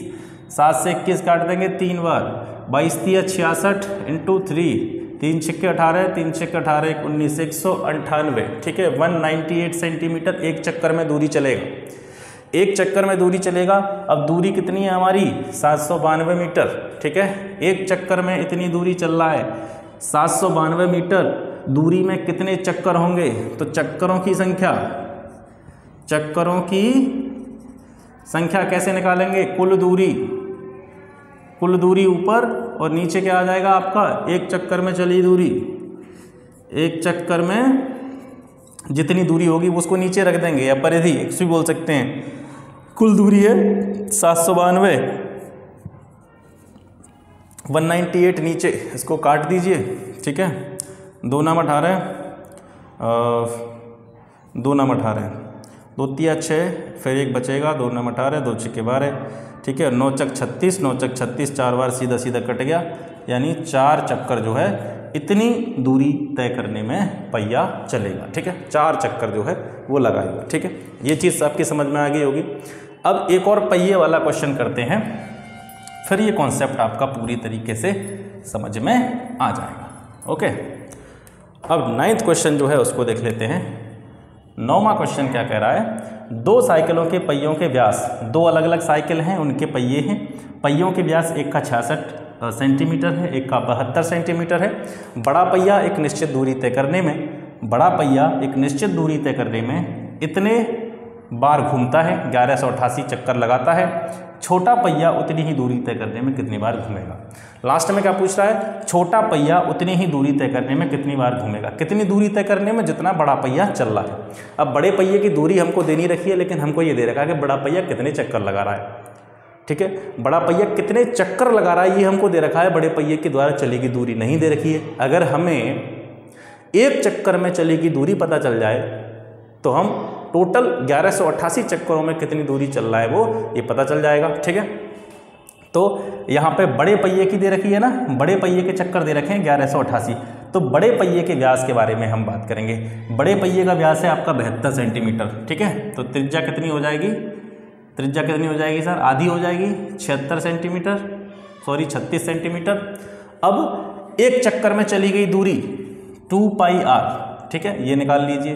2 इंटू, अब यहाँ पे देखिए कटेगा नहीं है, तो इसको पाई की जगह पाई लगा रहने दीजिए मेरी समझ से, ठीक है, बाद में देखेंगे। पाई की जगह पाई और त्रिज्या की जगह पे हम लिख देते हैं 36, ठीक है। 36 दूनी 72 पाई। एक चक्कर में चली गई दूरी है ये, किसके द्वारा, एक चक्कर में चली गई दूरी है बड़े पहिए के द्वारा। और बड़ा पहिया चक्कर कितने लगा रहा है, 1188। तो बड़े पहिए की कुल दूरी कितनी हो गई, 1188 चक्कर है इंटू 72 पाई, ठीक है। इतनी दूरी तय करेगा। अब ये कह रहा है कि छोटा पहिया इतनी ही दूरी तय करने में कितनी बार घूमेगा। इतनी दूरी जितने बड़े पहिए ने चली है, इस दूरी को तय करने में ये छोटा वाला पहिया कितने चक्कर लगाएगा, ठीक है। तो दूरी तो हमको मिल गई। अब हमको क्या चाहिए, छोटे पहिए की एक चक्कर में चली हुई दूरी, या फिर छोटे पहिए की कह सकते हैं हम परिधि हमको चाहिए। उसकी परिधि निकल आएगी, उस परिधि का इसमें भाग दे देंगे, तो छोटे पहिए के द्वारा जितने भी चक्कर लगाए गए हैं वो आसानी से निकल आएंगे। तो छोटे पहिए की बात हो रही है यहाँ पे, ठीक है। छोटे पहिए के लिए, छोटे पहिए की परिधि, तो पहले त्रिज्या निकालनी पड़ेगी। व्यास जब 66 सेंटीमीटर है छोटे पहिए का, तो त्रिज्या उसकी 33 सेंटीमीटर हो जाएगी। तो परिधि क्या हो जाएगी, परिधि क्या हो जाएगी, 2 पाई r की जगह पे हो जाएगी सर 33, और 33 दूनी 66 पाई, ठीक है। 33 दूनी 66 पाई, ये हो गया छोटे पहिए की परिधि। तो चक्कर कितने लग जाएंगे छोटे पहिए के द्वारा? कुल दूरी मैंने अभी बताया था इससे पहले क्वेश्चन में, कुल दूरी ऊपर और नीचे एक चक्कर में चलेगी दूरी, परिधि मतलब एक चक्कर में चलेगी दूरी 66 पाई। अब पाई का वैल्यू हमने नहीं रखा तो सही रहा ना, यहाँ कट जाएगा, कोई मतलब ही नहीं है। अच्छा 11 से काट दो इसको, 11 6 66, 11 एकम 11, 0 11 ये हो जाएगा आपका, और ये 6 से कट जाएगा 12 बार, और 12 का मल्टीप्लाई इधर कर देंगे, 12 8 96, 12 एकम 12, 1296 चक्कर जो है लगाए जाएंगे छोटे पहिए के द्वारा। ठीक है, अब इसको मैं साफ कर देता हूँ, फिर आगे वाले क्वेश्चंस की तरफ बात करते हैं। इसके बाद बढ़ते हैं हम अपने अगले क्वेश्चन की तरफ, क्वेश्चन नंबर 11। क्वेश्चन नंबर 11 क्या कह रहा है? कोल्हू में एक बैल 3 मीटर लंबी रस्सी से बंधा हुआ है और बैल 14 चक्कर लगाएगा, तो 14 चक्कर लगाने में वह कितनी दूरी तय करेगा? कोल्हू क्या होता है? कोल्हू आपने नहीं देखा होगा, जो लोग गाँव के होंगे उनको पता होगा कोल्हू क्या चीज़ होती है।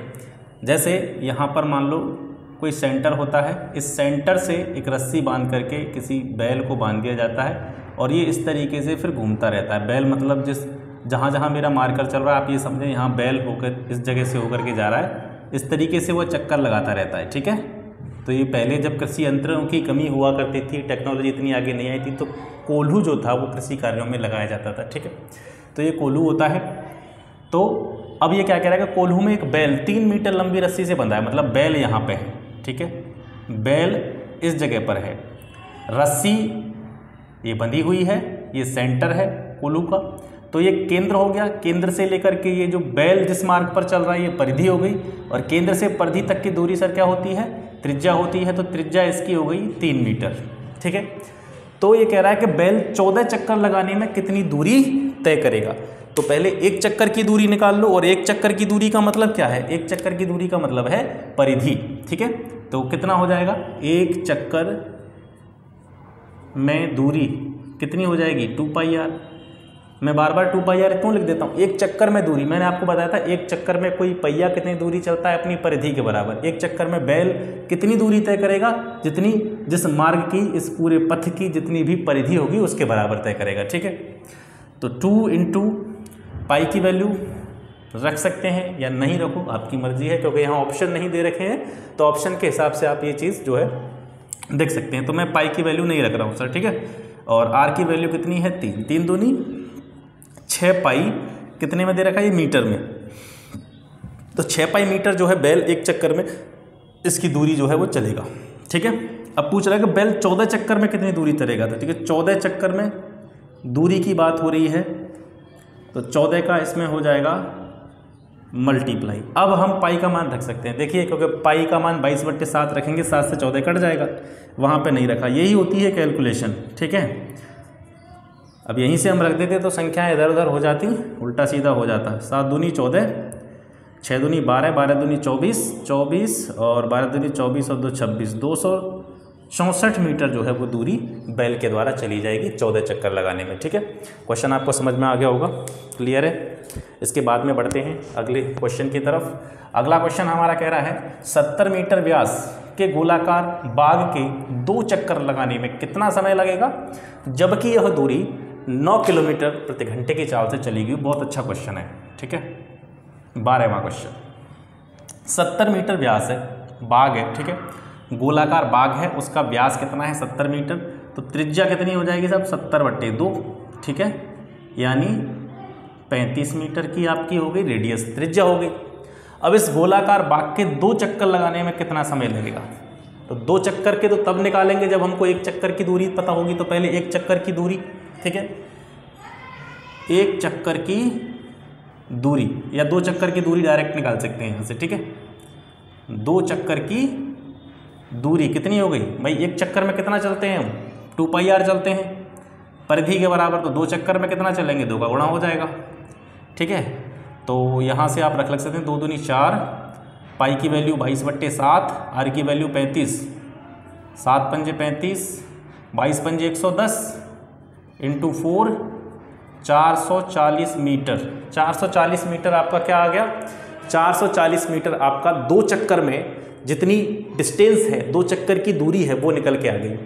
अब इस दूरी को तय करने में समय कितना लगेगा ये पूछ रहा है, टाइम कितना लगेगा, जबकि इस दूरी को तय किया जा रहा है किस चाल से, इस चाल से। चाल बराबर दूरी बट्टे समय आपने पढ़ा होगा, तो समय बराबर क्या होता है, समय बराबर आपको पता होता है दूरी बट्टे चाल, और दूरी कितनी है 440 मीटर, ठीक है। चाल कितनी है सर 9 किलोमीटर प्रति घंटा। लेकिन यहाँ पे देखने की बात यह है कि हमारी दूरी जो दे रखी है वो मीटर में दे रखी है और चाल हमारी दे रखी है किलोमीटर प्रति घंटा में। तो सारी जो यूनिट्स हैं वो एक ही फॉर्म में होनी चाहिए, तभी इसका आंसर सही आ पाएगा। तो किलोमीटर प्रति घंटा से मीटर प्रति सेकंड में बदलने के लिए हम क्या करते हैं, जनरली हम 5/18 से गुणा करते हैं, ठीक है। आपने ये अंकगणित में पढ़ा होगा, ठीक है। तो मैं ये मान के चल रहा हूँ आपको ये चीज़ पता है। किलोमीटर प्रति घंटा से मीटर प्रति सेकंड में बदलने के लिए किसी चाल को 5/18 से गुणा किया जाता है, और मीटर प्रति सेकंड से किलोमीटर प्रति घंटा में कन्वर्ट करने के लिए 18/5 से गुणा किया जाता है। 9 से 18 कट गई 2 बार। तीसरी संख्या है ये ऊपर पहुंच जाएगी, 440 गुणा 2/5, 5 से डिवाइड कर देंगे, 5 8 40, ठीक है, 2 8 16, 176। सर क्या है ये 176 सेकेंड आई हैं, ठीक है। इसको आप अपने आवश्यकता अनुसार मिनट में या घंटे में कन्वर्ट कर सकते हैं, ठीक है। तो 176 सेकंड हमको लगेगा 70 मीटर व्यास के गोलाकार बाग के 2 चक्कर लगाने में, ठीक है। ये हो गया आपका। अब नेक्स्ट क्वेश्चन देखते हैं। अगला क्वेश्चन है आपका, एक रस्सी से बछड़ा बंधा है, एक रस्सी से एक बछड़ा बंधा है और उसकी लंबाई 12 मीटर से बढ़ा करके कितनी कर दी है, 23 मीटर कर दी है। तो अतिरिक्त कितने घास के क्षेत्र को वो चर पाएगा, ठीक है। अब देखिए इस जगह पे कोई बछड़ा बंधा हुआ है, ध्यान से देखिएगा, इस जगह पर बछड़ा बंधा है, किससे, रस्सी, मतलब ये खूंटा है उसका और ये हो गई रस्सी, तो इस जगह पर आ गया आपका बछड़ा, ठीक है। तो ये रस्सी जो है प्रारंभ में कितनी लंबी थी, 12 मीटर, ठीक है, 12 मीटर ही तो थी। इस जगह पर रस्सी बंधी हुई है, इस जगह पर बछड़ा है, कितनी मीटर लंबी रस्सी है, 12 मीटर। अब बछड़ा इस रस्सी को लेकर के किधर भी घूम सकता है, उसका मन आएगा जिधर चरेगा वो, ऐसे भी करके यहाँ भी चढ़ सकता है, यहाँ भी चढ़ सकता है, यहाँ भी चढ़ सकता है। भाई रस्सी तो 12 मीटर है, तो चारों तरफ जो 12 मीटर का एरिया होगा, ठीक है, 12 मीटर का जो क्षेत्र होगा उसकी 12 मीटर की रेडियस में, 12 मीटर की त्रिज्या में जितना क्षेत्र होगा उसको वो चढ़ पाएगा, ठीक है। अब क्या किया, इसकी रस्सी की लंबाई हमने बढ़ा दी, बढ़ा करके कितनी कर दी, 23 मीटर कर दी, ठीक है। अब यानी कितनी बढ़ाएंगे, 12 और 11 बढ़ गई, ठीक है, ये 11 बढ़ गई। अब बछड़ा इस जगह पे आ गया, इस जगह पे आ गया, तो अब 12 और 11 यानी टोटल कितनी हो गई, ये 23 हो गई, टोटल यहाँ तक 23 हो गई। 11 बढ़ा दी हमने, 12 मीटर थी, 23 मीटर कर दी, कितनी बढ़ी, 11 ही तो बढ़ी, तो 11 मीटर बढ़ा दी, तो टोटल रस्सी की लंबाई 23 मीटर हो गई। अब जो बछड़ा चर पाएगा घास को, वो इतने एरिया में चर पाएगा, समझ पा रहे हैं, ठीक है। बंधा तो इसी जगह पे है, पहले 12 मीटर दूर केंद्र से 12 मीटर दूरी पे बंधा हुआ था, तो केंद्र के चारों तरफ 12 मीटर का जितना भी क्षेत्र होगा, 12 मीटर त्रिज्या का जितना क्षेत्र होगा वहाँ पर वो चर पाएगा। अब इसकी लंबाई बढ़ा दी, 23 मीटर कर दी, तो अब यहाँ से लेकर के बछड़ा आ गया यहाँ पे, अब यहाँ से इतने क्षेत्र को जो है वो चर पाएगा। प्रश्न का भाव समझिए, प्रश्न क्या कह रहा है, प्रश्न कह रहा है कि अतिरिक्त कितने घास के क्षेत्र को वो चर पाएगा। तो अतिरिक्त कौन सा है, ये तो पहले ही चर रहा था, इतने वाले एरिया को तो वो पहले ही घास खा पा रहा था। अब एक्स्ट्रा बढ़ गया कौन सा, ये वाला, अब ये वाला भाग जो है ये आपका एक्स्ट्रा हो गया, तो इसका क्षेत्रफल कितना होगा, ठीक है, इसका क्षेत्रफल कितना होगा ये पूछ रहा है, ठीक है। तो ये जो कॉन्सेप्ट है जो आप देख रहे हैं ये वलय का कॉन्सेप्ट है, आपको समझाता हूँ। यहाँ पे देखिए ये सेंटर हो गया, ठीक है, इस 2 तरह के वृत्त हैं।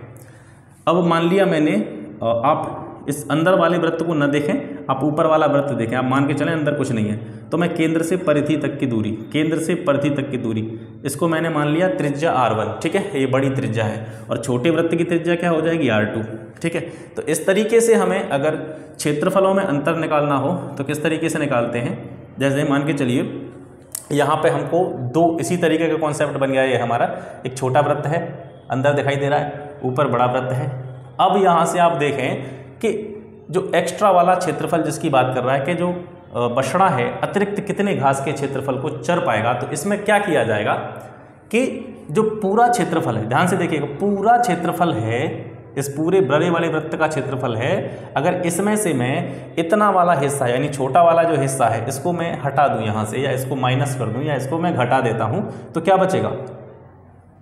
यहाँ पे समझिए ये पूरा वाला है, इसमें से अगर मैं इतने इतने क्षेत्रफल को मैं काट के क्या कर देता हूँ, निकाल देता हूँ इतने वाले को, तो ये वाला बचेगा, बाहर वाला बचेगा नहीं बचेगा। तो कहाँ से कॉन्सेप्ट निकल के आएगा? यानी क्षेत्रफल की बात कर रही है तो ये पूरे बड़े वाले वृत्त के क्षेत्रफल में से छोटे वाले वृत्त के क्षेत्रफल को घटा देंगे तो शेष जो बचेगा क्षेत्र उसका एरिया निकल करके आ जाएगा। ठीक है, तो देखते हैं यहाँ से अतिरिक्त घास का क्षेत्रफल, अतिरिक्त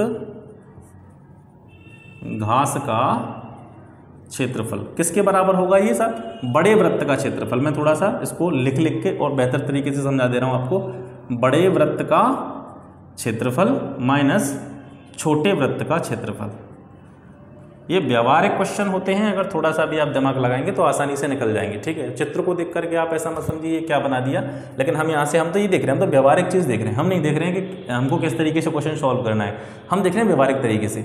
ये हमको एक्स्ट्रा वाला एरिया निकालना है, तो हम क्या देखेंगे भाई, बड़ा वाला जो क्षेत्रफल है पूरा वृत्त का, इसमें से ये अंदर वाला इसको घटा दिया जाए तो यही तो बच रहा है। तो यानी बड़े वाले क्षेत्रफल में से छोटे वाले क्षेत्रफल को घटा दो तो शेष एरिया जो है वो निकल आएगा आपका।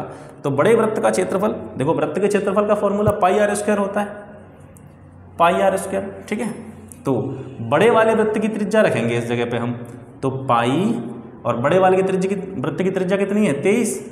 ठीक है, तो 23 का स्क्वायर, और छोटे वाले वृत्त का क्षेत्रफल तो यहाँ पे भी कोई पाई आर स्क्वायर। छोटे वाले वृत्त की त्रिज्या कितनी है? 12। ठीक है, पाई पाई कॉमन ले लो इसमें से। ठीक है, पाई कॉमन ले लेंगे तो क्या बचेगा आपका? 23 का स्क्वायर माइनस 12 का स्क्वायर। ठीक है, अब पाई की वैल्यू तब रखनी है आपको तब कोई ऐसा नंबर निकल के आए जिसका हम क्या कर सकते हैं, जिसका हम 7 से या 22 से जिसको डिवाइड किया जा सकता हो, ऐसा कोई नंबर निकल के आएगा तभी हम पाई की वैल्यू रखेंगे, अन्यथा नहीं रखेंगे।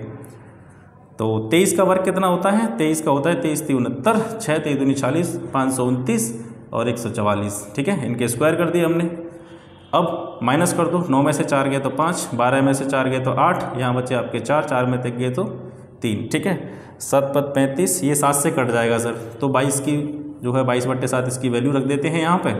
7 से इसको काट देंगे, 55 बार कटेगा लगभग। 22 पंजे 110, 110 की 0, 11, 22 पंजे 110 और 11 कितने हो गए? 121, 1210। अब काय में था ये पूरा, किस में दे रखा था? मीटर में दे रखा था। तो ये मीटर स्क्वायर में आ जाएगा। ठीक है, 1210 मीटर स्क्वायर इसका जो है अतिरिक्त घास का क्षेत्रफल आ जाएगा। ठीक है, चाहे तो इसका स्क्रीनशॉट ले लो, उसके बाद में नेक्स्ट क्वेश्चन की तरफ बढ़ते हैं। अगला क्वेश्चन है आपका, एक वृत्त की परिमिति।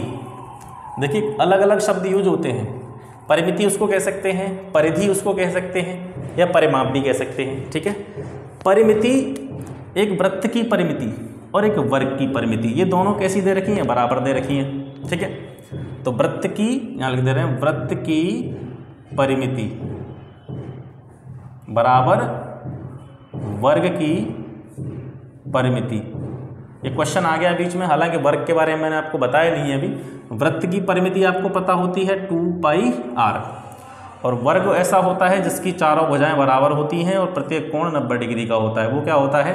वर्ग होता है। तो मैंने मान लिया कि वर्ग की भुजा a है, कुछ भी मान सकते हैं, a b c d x y। ठीक है, तो वर्ग की भुजा a है, तो वर्ग की परिमिति क्या हो जाएगी सर? यहीं से समझा देता हूँ आपको। वर्ग की परिमिति क्या हो जाएगी? परिमिति का मतलब होता है किसी भी आकृति की जितनी भुजाएं हैं उसका सभी का योग। ठीक है, जैसे वर्ग में जो वृत्त होता है, वृत्त में तो भुजा होती नहीं है, तो उसकी जो पूरी सर्किल होता है पूरा, उसकी डिस्टेंस को नापते हैं।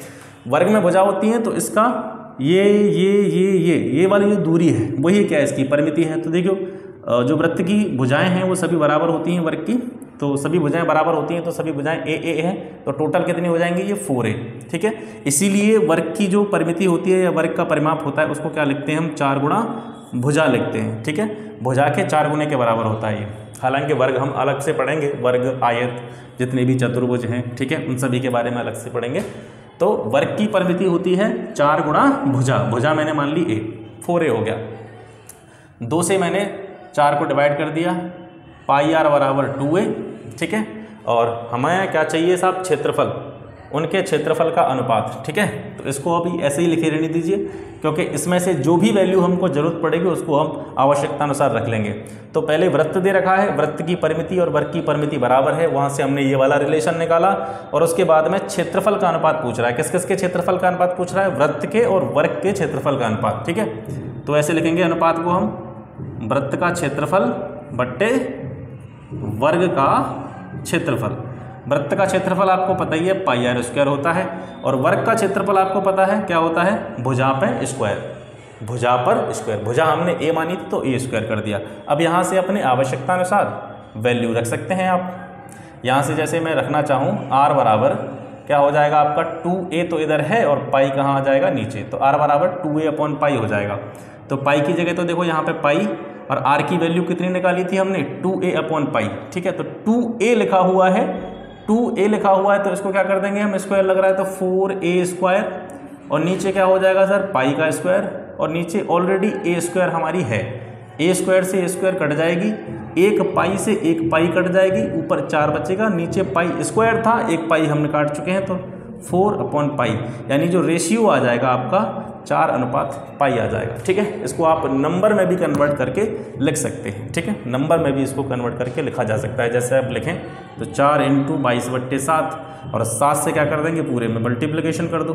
ठीक है, एलसीएम से मल्टीप्लिकेशन कर दो तो क्या हो जाएगा? 28/22, और इसको और छोटा कर सकते हैं हम 14/11, ऐसे भी लिख सकते हैं। ठीक है, यहाँ पे भी आप, ये जो डिपेंड करेगा, ये आपके ऑप्शन पर डिपेंड करेगा कि ऑप्शन में किस तरीके का आंसर दे रखा है। ठीक है, तो ये भी सही है और ये भी सही है, कोई सा भी लिख सकते हैं।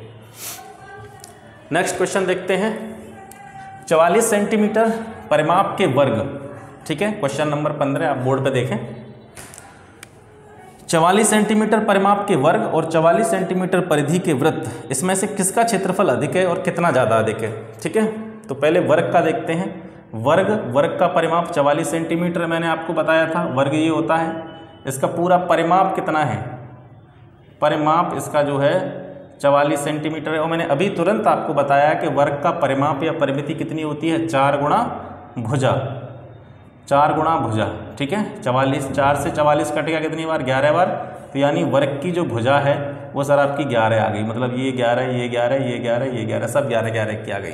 अब इसके बाद में 44 सेंटीमीटर परिधि का वृत्त है, तो वृत्त की परिधि कितनी होती है? 2πr। ठीक है, 2πr वृत्त की परिधि होती है। कितनी है? ये भी 44 है आपकी। 2 गुणा पाई की वैल्यू रख देंगे 22/7, आर बराबर 44, 22 दूनी 44 इधर हो गए, 44 44 कैंसिल, आर बराबर 7 आ गया आपका। ठीक है, तो ये वृत्त की त्रिज्या आ गई आपकी और वर्ग की आ गई आपकी भुजा। ठीक है, अब पूछ रहा है इन दोनों में से, वृत्त में से और वर्ग में से क्षेत्रफल किसका ज़्यादा है? तो देखिए यहाँ से निकालेंगे आप, वर्ग का क्षेत्रफल निकालेंगे। वर्ग का क्षेत्रफल होता है भुजा पे स्क्वायर कर दो, भुजा का क्या कर दो? केवल स्क्वायर कर दो। 11 का स्क्वायर करेंगे तो 121 सेंटीमीटर स्क्वायर। ठीक है, और वृत्त का क्षेत्रफल क्या होता है? आपको पता है पाई यानी 22/7, और साथ में आर स्क्वायर यानी 49। 7 से 49 कट गई 7 बार, 22 7 154। ठीक है, तो 154 सेंटीमीटर स्क्वायर इसका आया वृत्त का, और 121 सेंटीमीटर किसका आया? वर्ग का। तो किसका क्षेत्रफल ज़्यादा है? वृत्त का क्षेत्रफल ज़्यादा है। और कितना ज़्यादा है? दोनों में से इनका डिफरेंस निकाल लेंगे। ठीक है, 4 में से 1 गया तो 3, 5 में से 2 गए तो 3, और 1 में से 1 गया तो कुछ नहीं। 33 सेंटीमीटर स्क्वायर ज़्यादा है। किसका ज़्यादा है? वृत्त का क्षेत्रफल वर्ग से ज़्यादा है। ठीक है, ये भी हो गया आपका इधर से। अब इसके बाद में आपका 16वां क्वेश्चन आता है। अभी ये क्षेत्रफल से जुड़े हुए क्वेश्चन हैं वृत्त के। क्षेत्रफल के बाद में जो प्रमेयों से जुड़े हुए कुछ क्वेश्चन हैं उनको मैं नेक्स्ट वीडियो में आपको बताऊंगा। ठीक है, और क्वेश्चन वही रहेंगे जो यूपीएससी के एग्जाम में पूछे गए हैं। ठीक है, यहाँ पर मैं सीजीएल के क्वेश्चन लाएं या दूसरे किसी एग्जाम के क्वेश्चन लाएं, ट्रेंड होता है। देखो, हर परीक्षा की एक प्रकृति होती है, उस प्रकृति को ध्यान में रख के ही हमको तैयारी करनी है। मैं हमेशा कहता हूँ आपसे कि ज्ञानी बनने में और एग्जाम निकालने में फ़र्क होता है। ठीक है, तो या तो ज्ञान का भंडार कर लो अपने पास, ज्ञान के भंडार में पड़े रहोगे तो एग्जाम नहीं निकल पाएगा। आपने बहुत से ऐसे स्टूडेंट्स देखे होंगे जो आपसे बेटर होंगे पढ़ने में, लेकिन एग्जाम नहीं निकाल पाते हैं। लेकिन एक एवरेज स्टूडेंट जो एक नॉर्मल तरीके से पढ़ाई करता है वो अपना एग्जाम निकाल ले जाता है। इसका कारण ये होता है कि वो एग्जाम पे फोकस करता है, ना कि जो है बहुत सारी, जैसे मान लीजिए कि अगर हिस्ट्री की बात करें या आपकी जो है इकोनॉमी की बात करें या फिर आपकी पॉलिटी की बात करें तो आप इसमें अगर लक्ष्मीकांत से पढ़ोगे यहाँ पे, भाई बुक तो बेकार थोड़ी है, बुक तो सबसे अच्छी बुक है लक्ष्मीकांत की, या फिर हिस्ट्री आप बिपिन चंद्रा की बुक लेकर के लेखपाल के लिए तैयारी करोगे तो पढ़ तो रहे हो, आप तैयारी तो कर रहे हो, लेकिन जो आपकी डायरेक्शन है वो सही नहीं है, ठीक है। तो यहाँ से जो है गड़बड़ा जाएगा, ज्ञान लूटने के चक्कर में रहोगे तो एग्ज़ाम बिल्कुल छूट जाएगा, आपका एग्ज़ाम पास नहीं कर पाओगे। तो ठीक है, तो ये ज़रूरी होता है कि एग्ज़ाम का जो पैटर्न है, एग्ज़ाम की जो डिमांड है, परीक्षा का जो भी पैटर्न है, उस हिसाब से हमें अपनी विषयों को तैयार करना है, ठीक है। ज्ञानी बनने के लिए जब आपकी जॉब लग जाएगी, नौकरी लग जाएगी, तो काफ़ी समय मिलेगा, फिर बहुत सारी किताबें इकट्ठी कर लेना और फिर उसके बाद में जो है ज्ञान प्राप्ति करते रहना। जितना ज़्यादा ज्ञान इकट्ठा करोगे वो बाद की बातें हैं। फिलहाल हमारा जो फोकस है वो होना चाहिए, किस पे होना चाहिए, एग्ज़ाम पे होना चाहिए। अगला क्वेश्चन है, दो वृत्तों का परिमाप 132 मीटर है एक का, और एक का आपका 176 मीटर है। दोनों के क्षेत्रफलों में अंतर क्या होगा? क्षेत्रफल निकालने के लिए हमेशा से हमको क्या की जरूरत पड़ती है? वृत्तों की बात हो रही है तो क्या की जरूरत पड़ेगी हमको? त्रिज्या की। परिमाप दे रखे तो त्रिज्या आसानी से निकाल सकते हैं, ठीक है। परिमाप दे रखे हैं तो पहले वृत्त का परिमाप है 132, ऐसा क्वेश्चन मैं करा चुका हूँ आपको एक बार, ठीक है। तो 2 × 22/7 × R1 बराबर 132, ठीक है। तो ये हो जाएगा आपका 3 बार कट जाएगा इससे, सीधा 44 से 132 3 बार कट जाएगा। R1 की वैल्यू 21 आ जाएगी। काय में दे रखा है? ये आपका मीटर में दे रखा है, ठीक है। दूसरे वाले की R2 निकालेंगे, यहाँ से निकालिए, परिधि है 2πr2 लिख लेंगे, इसको 176 लिख देंगे बराबर में। अब आपका आ जाएगा 160 और 4 चौका 16, ये भी जो है आपका 4 बार कटेगा, ठीक है। 176, 44 से 176 4 बार कट जाएगा। R2 बराबर आ जाएगी आपकी 28। अब क्षेत्रफलों में अंतर, क्षेत्रफल किसका ज़्यादा होगा? इस वाले वृत्त का ज़्यादा होगा, क्योंकि इसकी त्रिज्या जो है वो बड़ी है, इसका कम होगा। तो इस वाले वृत्त के क्षेत्रफल में से ये वाला जो है हम घटा देंगे, ठीक है। तो πr² ही तो होता है वृत्त का क्षेत्रफल, तो यहाँ पे हम इसका क्षेत्रफल निकाल रहे हैं तो R2 कर देंगे। अंतर निकालना है, घटाना है, भाई कितना अंतर है तो घटा के तो निकालेंगे। तो दूसरा क्षेत्रफल क्या होगा आपका? πr², लेकिन यहाँ पे R1 ले लेंगे हम इसकी जगह पे, ठीक है।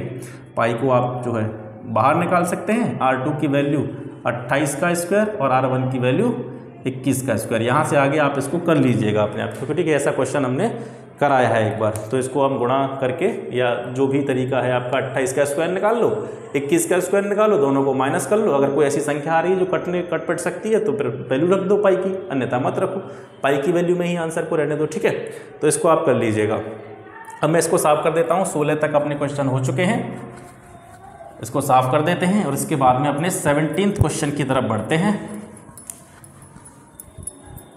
17वां क्वेश्चन है आपका, बोर्ड पे पढ़ते रहिए, मैं बोलता जा रहा हूँ, बोर्ड पे देखें आप। बाड़ लगाने की प्रति मीटर दर।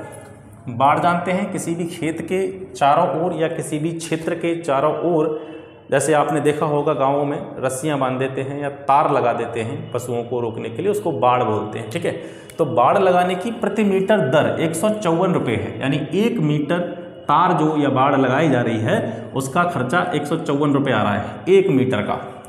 और जिस खेत के चारों ओर लगाया जा रहा है ये, उस क्षेत्र का क्षेत्रफल जो है वो है 32,378.5 वर्ग मीटर। तो इतने क्षेत्रफल वाले खेत के चारों ओर बाड़ लगानी है, 1 मीटर बाड़ का खर्च 154 है, तो टोटल कितना खर्चा इसमें होगा? बाड़ क्या होती है? जैसे हम कोई वृत्ताकार हमारा खेत है, ठीक है, अब इसको जानवरों वगैरह से बचाने के लिए या नुकसान से बचाने के लिए किसान लोग जो होते हैं वो क्या कर देते हैं, चारों तरफ तारबंदी कर देते हैं, ठीक है, तार लगा देते हैं। तो यही होती है आपकी बाड़ लगाना, ठीक है। तो 1 मीटर जगह पर या 1 मीटर की डिस्टेंस पर बाड़ लगाने का खर्चा 154 आ रहा है। वो पूछ रहा है कि पूरे खेत के चारों ओर यानी पूरी परिधि पर। और यहाँ से एक चीज़ आप क्लियरली समझ सकते हैं कि किसी भी खेत के, जैसे वृत्ताकार खेत की बात हो रही है, तो वृत्ताकार खेत के चारों ओर जो बाड़ लगाई जाएगी उसकी लंबाई या तार की लंबाई कितनी होगी, तो उसकी परिधि जितनी होगी उतनी ही लंबाई उसकी होगी, ठीक है। तो सबसे पहले हमको इसकी परिधि निकालनी है। परिधि निकालने के लिए हमको क्या क्या दे रखा है क्वेश्चन में? केवल ये चीज़ दे रखी है, क्षेत्रफल, ठीक है। तो वृत्त का क्षेत्रफल होता है आपका πr², 32,378.5 ये दे रखा है, ठीक है। R² की वैल्यू निकालेंगे 32,378.5 बटे पाई, पाई की वैल्यू रख दो 3.14, 22/7 भी रख सकते हैं, जैसी आपकी इच्छा। इसको इससे डिवाइड करेंगे तो 10,302.25। अब ये मत सोचना कि मैंने इतनी फास्ट कैलकुलेशन कैसे कर दी समय बचाने के लिए, ठीक है। समय बचाने के लिए वो मैंने पहले ही ये सॉल्व करके देखे थे क्वेश्चन और उन्हीं को मैं आपको करा रहा हूँ, ऑनेस्टली बता रहा हूँ, ठीक है। ये मत समझना कि मैंने इतनी फास्ट बिना देखे कैलकुलेशन कैसे कर दी, ये मुझे पता है पहले से ही मैंने कर रखी है। अब आर स्क्वायर की वैल्यू निकालेंगे। अब आर की वैल्यू निकालनी है हमको, तो स्क्वायर हटाएंगे यहाँ से, तो इसके ऊपर आ जाएगा आपका स्क्वायर रूट, और वर्गमूल निकालना आपको पता होगा। और मैं ये मान के चल रहा हूँ कि आपने 8th क्लास में भाग विधि से जो वर्गमूल निकालते हैं वो आपको पता है। तो लगभग इसका वर्गमूल आएगा 101.5, ठीक है। ये आर की वैल्यू आ गई इसकी। आर की वैल्यू आ गई, हमको आर पता चल गया। तो हमको निकालनी है वृत्त की परिधि, और परिधि का फॉर्मूला होता है 2πr। तो 2 इंटू पाई की जगह पे आप रख सकते हैं 22/7 रख दीजिए, या फिर आप 3.14 रख लीजिए, जैसी आपकी इच्छा। ये हो गया आपका 7 से इसको डिवाइड कर लीजिए, पहले हो जाएगा क्या 7 से डिवाइड, 7 एकम 7 बचे 3, 7 चौको 28 हो जाएगा। ये 7 से डिवाइड हो जाएगा, इजीली डिवाइड हो जाएगा 7 से। तो 7 से इसको 7 एकम 7 बचे 3, 7 चौको 28 बचे 3, 7 पंजे 35, ठीक है। तो 22 दूनी 44 इंटू 14.5, ठीक है। इसका कर लेंगे हम मल्टीप्लिकेशन बाद में कर लेना। ये टोटल क्या आ गई है, अब इसका मल्टीप्लिकेशन करके जो भी नंबर आएगा, मतलब ये क्या निकल के आ गई, इस वृत्त की परिधि निकल के आ गई। और परिधि काय में आएगी, ये निकल के मीटर में आएगी, क्योंकि मीटर में दे रखा है। अब खर्चा पूछ रहा है पूरा, तो 1 मीटर का खर्चा इतना है 154, ठीक है। 1 मीटर का खर्चा 154 है, तो कुल खर्चा कितना हो जाएगा भाई, इतने मीटर है तो 154 का इसमें मल्टीप्लाई कर दो, 44 इंटू 14.5 इंटू 154, जो निकल के आएगा पैसा वही आपका पूरा खर्च है। कैलकुलेशन कर लेना है इसकी आप, ठीक है। तो ये हो गया आपका 17वां क्वेश्चन। अब इसके बाद में अपने 18वें क्वेश्चन की तरफ बढ़ते हैं।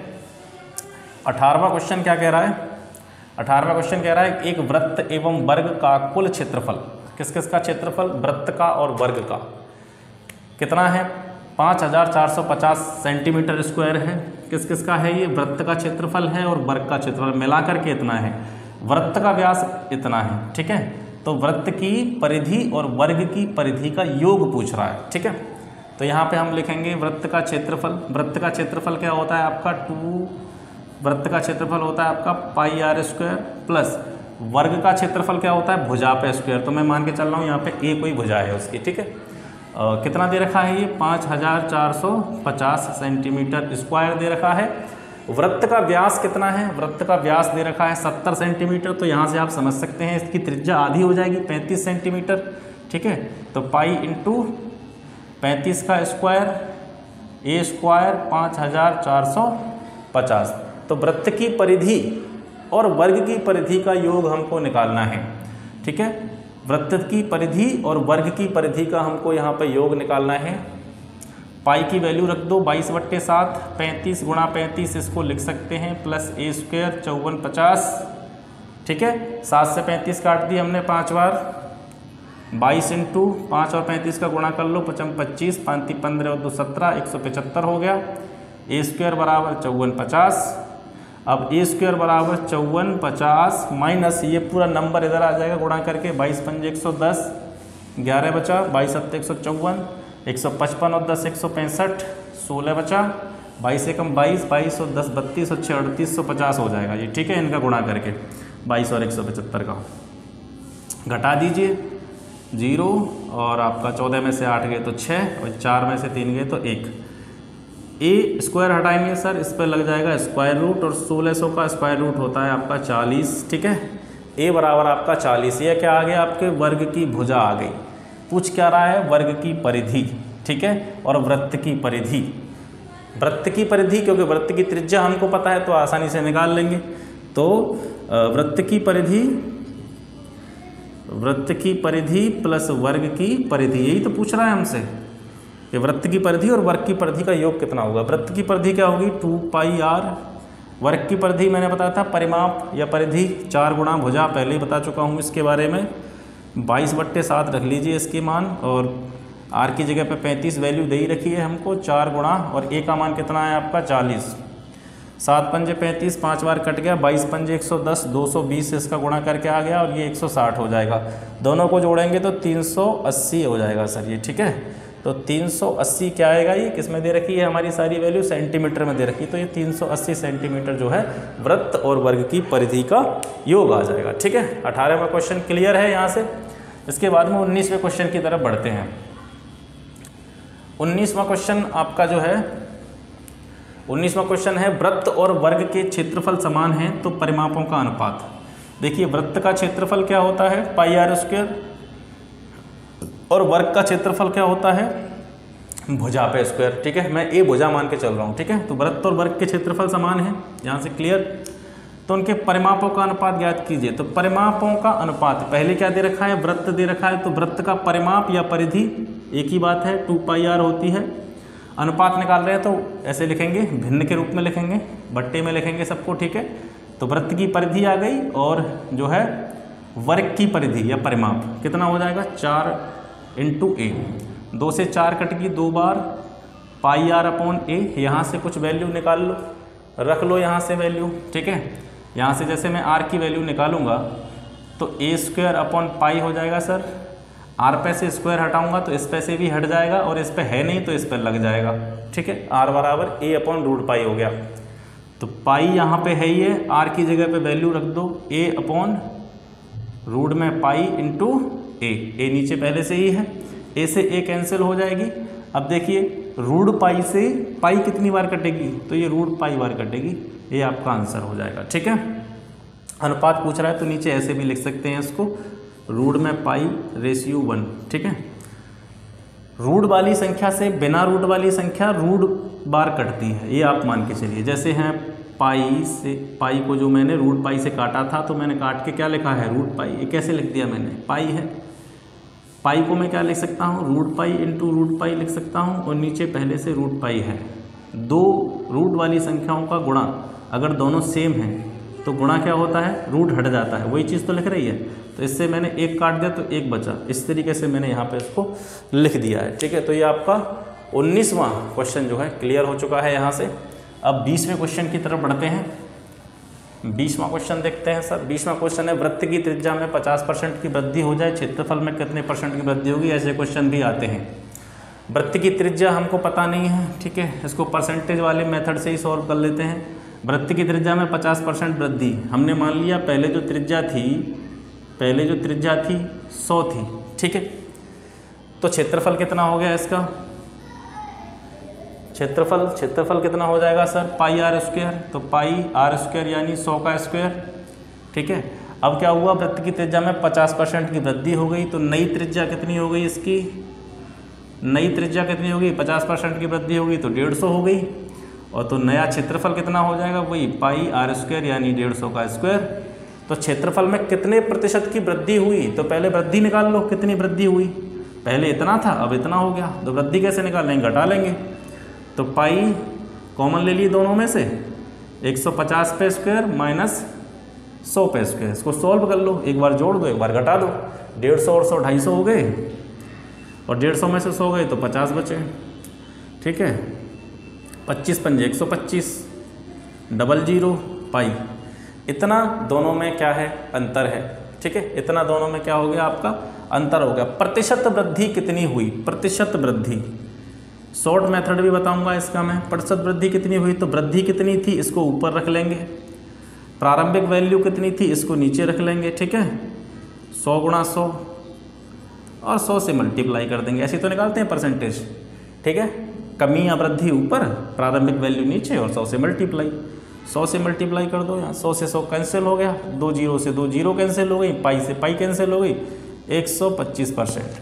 अब इसका एक तरीका ये भी है, आपने पढ़ा होगा, एक ये वाला फॉर्मूला आपने पढ़ा होगा, ठीक है, इससे भी निकाल सकते हैं आप, क्योंकि r पे स्क्वायर लग रहा है, क्षेत्रफल से संबंधित क्वेश्चन होते हैं, r पे स्क्वायर लग रहा है और r में कितने % की वृद्धि हो रही है, 50% की वृद्धि हो रही है, तो इसको हम ऐसे भी निकाल सकते हैं, 50 x की जगह पर फिर 50, और इस जगह पर ऐसे कमी होती है तो कमी का चिन्ह जो है वो माइनस हो जाता है, और वृद्धि का चिन्ह जो है प्लस हो जाता है, अपने हिसाब से उसको निकाल सकते हैं। अर्थमेटिक में आपने पढ़ा होगा ये वाला। तो 50 की जगह 50, y की जगह फिर 50, फिर 50 गुणा 50, फिर नीचे 100, ठीक है, ये इधर 100 हो गया, 25 हो गया, 125%। ऐसे भी निकाल सकते हैं, कैसे भी निकाल, जो आपको बेटर लगे, ठीक है। तो ये 20वां हो गया। इसके बाद में नेक्स्ट चलते हैं हम अपने 21st क्वेश्चन की तरफ। 21st क्वेश्चन है आपका वर्गाकार इस्पात की तार, ठीक है, इस्पात है, इस्पात की तार है, कैसा आकार है उसका, वर्ग के आकार का है, 121 सेंटीमीटर क्षेत्रफल घेरे हुए है।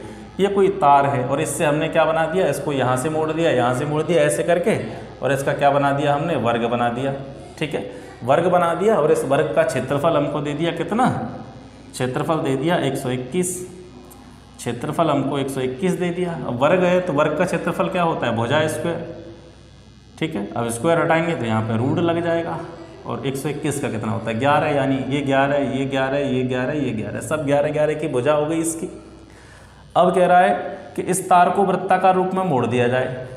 जो तार था जिससे हमने वर्ग बनाया था, इससे हमने क्या बनाना है, इस पर वृत्त बना देना है हमने। तो वृत्त बना दिया हमने, ठीक है, वृत्त बना दिया। तो इस वृत्त का क्षेत्रफल कितना होगा, तो वृत्त के क्षेत्रफल के लिए सबसे पहले हमें क्या की जरूरत पड़ेगी, आर की जरूरत पड़ेगी, त्रिज्या की। यहाँ से देखेंगे तो यहाँ से हम ये आसानी से देख सकते हैं कि जो वर्ग बनाया गया था ये किससे बनाया गया था, इस तार से बनाया गया था, ठीक है। तो वर्ग की जो भी परिधि होगी वो किसके बराबर होगी, इस तार की लंबाई के बराबर होगी। तो वर्ग की परिधि कितनी हो जाएगी, सबको जोड़ लो, 11 11 11 11 44 सेंटीमीटर, सेंटीमीटर में दे रखा है, हाँ सेंटीमीटर में दे रखा है। तो तार की लंबाई कितनी हो गई सर, तार की लंबाई आपकी 44 सेंटीमीटर हो गई। इस 44 सेंटीमीटर के तार से ही हमने ये वृत्त बनाया है, यानी इस वृत्त की परिधि भी 44 सेंटीमीटर हो गई। तो यानी 2πr बराबर 44 हो गया। 2 इंटू पाई की जगह 22/7 इंटू आर बराबर 44 हो गया। 22 दूनी 44 से 44 कैंसिल हो गया, तो आर बराबर हो गया आपका 7। वृत्त की त्रिज्या आ गई, और त्रिज्या आ गई तो वृत्त का क्षेत्रफल निकाल दो। क्षेत्रफल का फॉर्मूला πr स्क्वायर, 22/7, आर की जगह पर 7 रखेंगे 49, 7 से कट जाएगा 7 बार 154 सेंटीमीटर स्क्वायर, ठीक है।